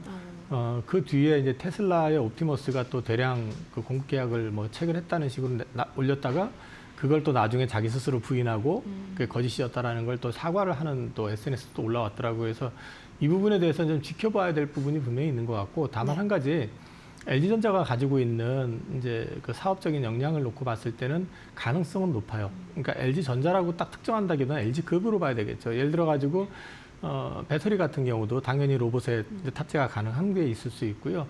그다음에 각종 센서들 이런 것들 역시 LG전자는 전자제품 만들면서 역량을 갖고 있기 때문에 가능할 수 있고 네. 이런 어떤 렌즈 같은 것도 마찬가지고요. 그래서 이제 이런 것들이 그 납품할 가능성은 분명히 있는데 최근에 이제 로봇주가 최근에가 아니라 9월 내내 좋았는데 그렇죠. 그게 이제 올라갔던 내용을 보면은 사실은 밸류에이션이나 어떤 기업의 어떤 성장보다는 사실 이제 미국이나 중국에서 이제 로봇주가 좀 반등을 세게 한 것도 있고 거기에 네. 더해가지고 이제 노란봉투법 그게 이제 하나의 트리거가 돼가지고 주가를 좀 움직인 측면이 있거든요. 네, 네. 근데 거기에 더해가지고 LG전자까지 한다더라 이렇게 되니까 이제 그 밸류 체인들 중심으로 또 크게 올랐던 것 같습니다. 이게 딱 뉴스가 타이밍에 맞게 좀 나와준 영향도 좀 확실히 있겠네요. 뭔가 펀더멘털 자체 개선보다는 좀 단기적인 뉴스 이슈에 많이 움직였던 로봇주였습니다. 특히나 이 뉴스는 사실 관계가 확인된 뉴스가 아니라는 점 다시 한번 참고해 보시면 좋을 것 같고요. 이어서 이거는 좀 확인이 된 그런 뉴스입니다. 이제 트럼프 대통령이 내달 경주 에이펙에 참석을 할 예정이고 그러니까 한국에 온다는 이야기죠. 시진핑도 방한이 유력하다라고 이제 바로 이제 우리 관련된 조현 외교부 장관 입에서 나왔는데 여기에 대해서는 또 이제 확실하게 좀 이루어질 것이다. 이 만남이 성사될 것이다 보시나요? 현재까지는 가시성이 높다고 봐야겠죠. 네. 일단 정부 당국자의 입을 통해 가지고 나온 얘기고, 그것도 이제 상대방 외교부장하고의 이제 미팅을 통해서 나온 얘기이기 때문에 가시성 되게 높다라고 말씀을 드릴 수 있는데, 네. 그것 때문에 사실은 지금 중국 관련된 그 섹터들이 좀 움직인 것도 있어요. 물론 중국 관광객들 유입, 무비자 유입에 대한 부분도 있고 한데 이 에이펙 기대감 때문에 이제 선반영이 되면서 좀 움직였던 측면도 분명히 있습니다. 네. 근데 궁극적으로 될지 여부에 대해서는 가봐야 될 것 같고요. 특히 이제 미중 그 정상 간의 이제 전화 회담 네. 뭐 이런 게 좀 예정이 돼 있죠. 지금. 오늘이죠. 네. 예, 이제 그런 부분들이 또 어떻게 풀리느냐 이것도 하나의 변수가 될 수는 있을 것 같거든요. 그래서 그런 것들까지 다 보셔야 되는데 일단은 기대감으로는 오르고 있는 거니까 우리가 여기서 뭐 그걸 가지고 맞다 틀리다 판단하는 건 좀 섣부른 것 같습니다. 네, 이 뭐 주 초반만 하더라도 뭐 금방 틱톡 관련 합의가 임박했다. 정말 당장 1시간 뒤에라도 뉴스가 나올 것처럼 좀 이야기를 하다가 금리 인하가 또 무난하게 나오니까 좀 잠잠해지는 그쪽 이슈인 것 같습니다. 그럼 그 이슈에 대비해서 좀 어떤 수혜 섹터를 좀 집중적으로 보고 있을까요? 지금 이미 많이 올라 있어요. 이제 중국 관광객들 들어온다 이 기대감 때문에 뭐 카지노도 많이 올랐고 네. 또 보면 호텔 뭐 이런 숙박 쪽도 많이 올랐고요. 근데 이제 지금 사실 상대적으로 못 올라 있는 거는 엔터 쪽이 많이 못 올라 있죠. 근데 네. 이제 이거는 지난번에 국내 아이돌 그룹 하나가 공연하려고 했던 게 또 전격적으로 네. 뭐 취소 내지는 연기가 됐잖아요. 그래서 여전히 한한령이 존재하고 있구나. 이제 이런 얘기들 나오면서 주춤한 측면도 좀 있는데 네. 그런 쪽이 만약에 이제 진짜 시진핑이 방한을 해가지고 참석하고 좀 어쨌든 간에 좀 우호적인 얘기를 해준다면은 좀 기대감을 좀 가져갈 수 있지 않을까. 그래서 그런 부분들은 이제 엔터 쪽을 좀 지켜볼 필요가 있지 않을까 싶습니다. 네, 마찬가지로 좀 약간의 아쉬운 흐름 보여주고 있는 그런 엔터였는데 또 정거래일에는 괜찮은 흐름 타고 보여줬습니다. 이어서 이 미국의 금리 인하 사이클 만약에 지금 시장이 예측하는 대로 좀 그대로 흘러간다고 할 경우에 국내 증시에서 특히나 성장주 그중에서도 뭐 기술주, AI 반도체 이쪽의 매력도가 또 어떻게 변할지 당연히 긍정적으로 봐야겠죠? 미국이 지금 자금이 풀리면서 그 자금들이 AI로 몰리고 있잖아요. 네. 그러면 한국도 당연히 그쪽 관련돼 있는 쪽으로 갈 테니까 반도체가 일단 우선이 될 수밖에 없을 것 같고요. 그 다음에 이제 성장 섹터이면서 이제 금리 인하 수혜주가 되는 건 여전히 바이오 네. 이쪽에 대한 기대감은 가져가실 수 있을 것 같고 어제 보니까 이제 CEO 인베스터 데이를 현대차 그룹이 했던데 네. 이제 그 사실은 금리 인하하게 되면 자동차도 수혜가 돼요. 왜냐하면 이제 자동차도 보통 돈을 한 방에 내고 하는 것보다는 이제 할부로 많이 대출로 하니까 많이 할부로 이자율 하니까요. 떨어지고 하니까요. 근데 이제 문제는 이제 관세죠. 근데 어저께 CEO 인베스터 데이에서 뭐 관세 여파에 대해서 이제 설명을 하긴 했지만 이게 또 만약에 이제 어떤 해결책이 나온다 그러면은 이제 자동차 쪽이나 또 2차 전지 같은 경우도 반응이 있을 수 있습니다. 이거는 이제 아무래도 자동차는 관세랑 좀 밀접하게 연관이 되어 있는 만큼 관련 협상도 뭐 아직까지는 완전히 끝나지가 않았죠. 진행 중인 만큼 계속해서 좀 지켜보셔야 될 것 같습니다. 그럼 뭐 바이오는 지속적으로 좀 비슷한 기울기 보인다 이렇게 봐도 괜찮을까요? 또 먹거리도 요새 많던데요. 비만 치료제 쪽으로. 저는 이제 바이오 섹터 보실 때 제 개인적으로는 이제 초기 투자할 때 뭐 제약주도 해보고 다 해봤는데 결과적으로 여러 가지 해보고 나서 느꼈던 거는 대한민국에서 신약을 개발하는 건 쉽지 네. 않다. 그렇죠. 그래서 이제 기간도 많이 필요하고 돈도 많이 필요하기 때문에 그거는 쉽지 않기 때문에 사실은 이제 바이오 베타를 이제 가지고 있는 그 회사들에 집중하시는 게 좋을 것 같다. 이른바 플랫폼 기업. 네. 그러면 레퍼런스가 있고 현금 흐름이 좀 돼 있고 뭐 이런 회사들을 좀 중점적으로 고민해 보시는 게 어떨까 싶습니다. 네, 최근에도 좀 그런 쪽으로 많이 수급이 몰리고 있는 제약 바이오 섹터인 것 같습니다. 참고해 보시면 좋을 것 같고요. 오늘 저희 이야기는 여기에서 한번 마무리 지어보겠습니다. 좋은 말씀 고맙습니다. 네, 지금까지 오늘 저희가 준비한 소식 여기까지 전해드리도록 하겠고요. 이 FOMC의 밤사이에 엔비디아와 인텔의 큰 이슈까지 오늘 우리 시장 이 반도체 중심으로 또 한 번 크게 이슈 보여줄 수 있을지 좋은 흐름 보여줄 수 있을지 잠시 후에 마켓나우 1부에서 더 자세한 개장 전략 세워가시길 바라고요. 저희는 다음 이 시간에 더 유익하고 알찬 소식 들고 찾아오도록 하겠습니다. 오늘도 함께해 주신 여러분 고맙습니다.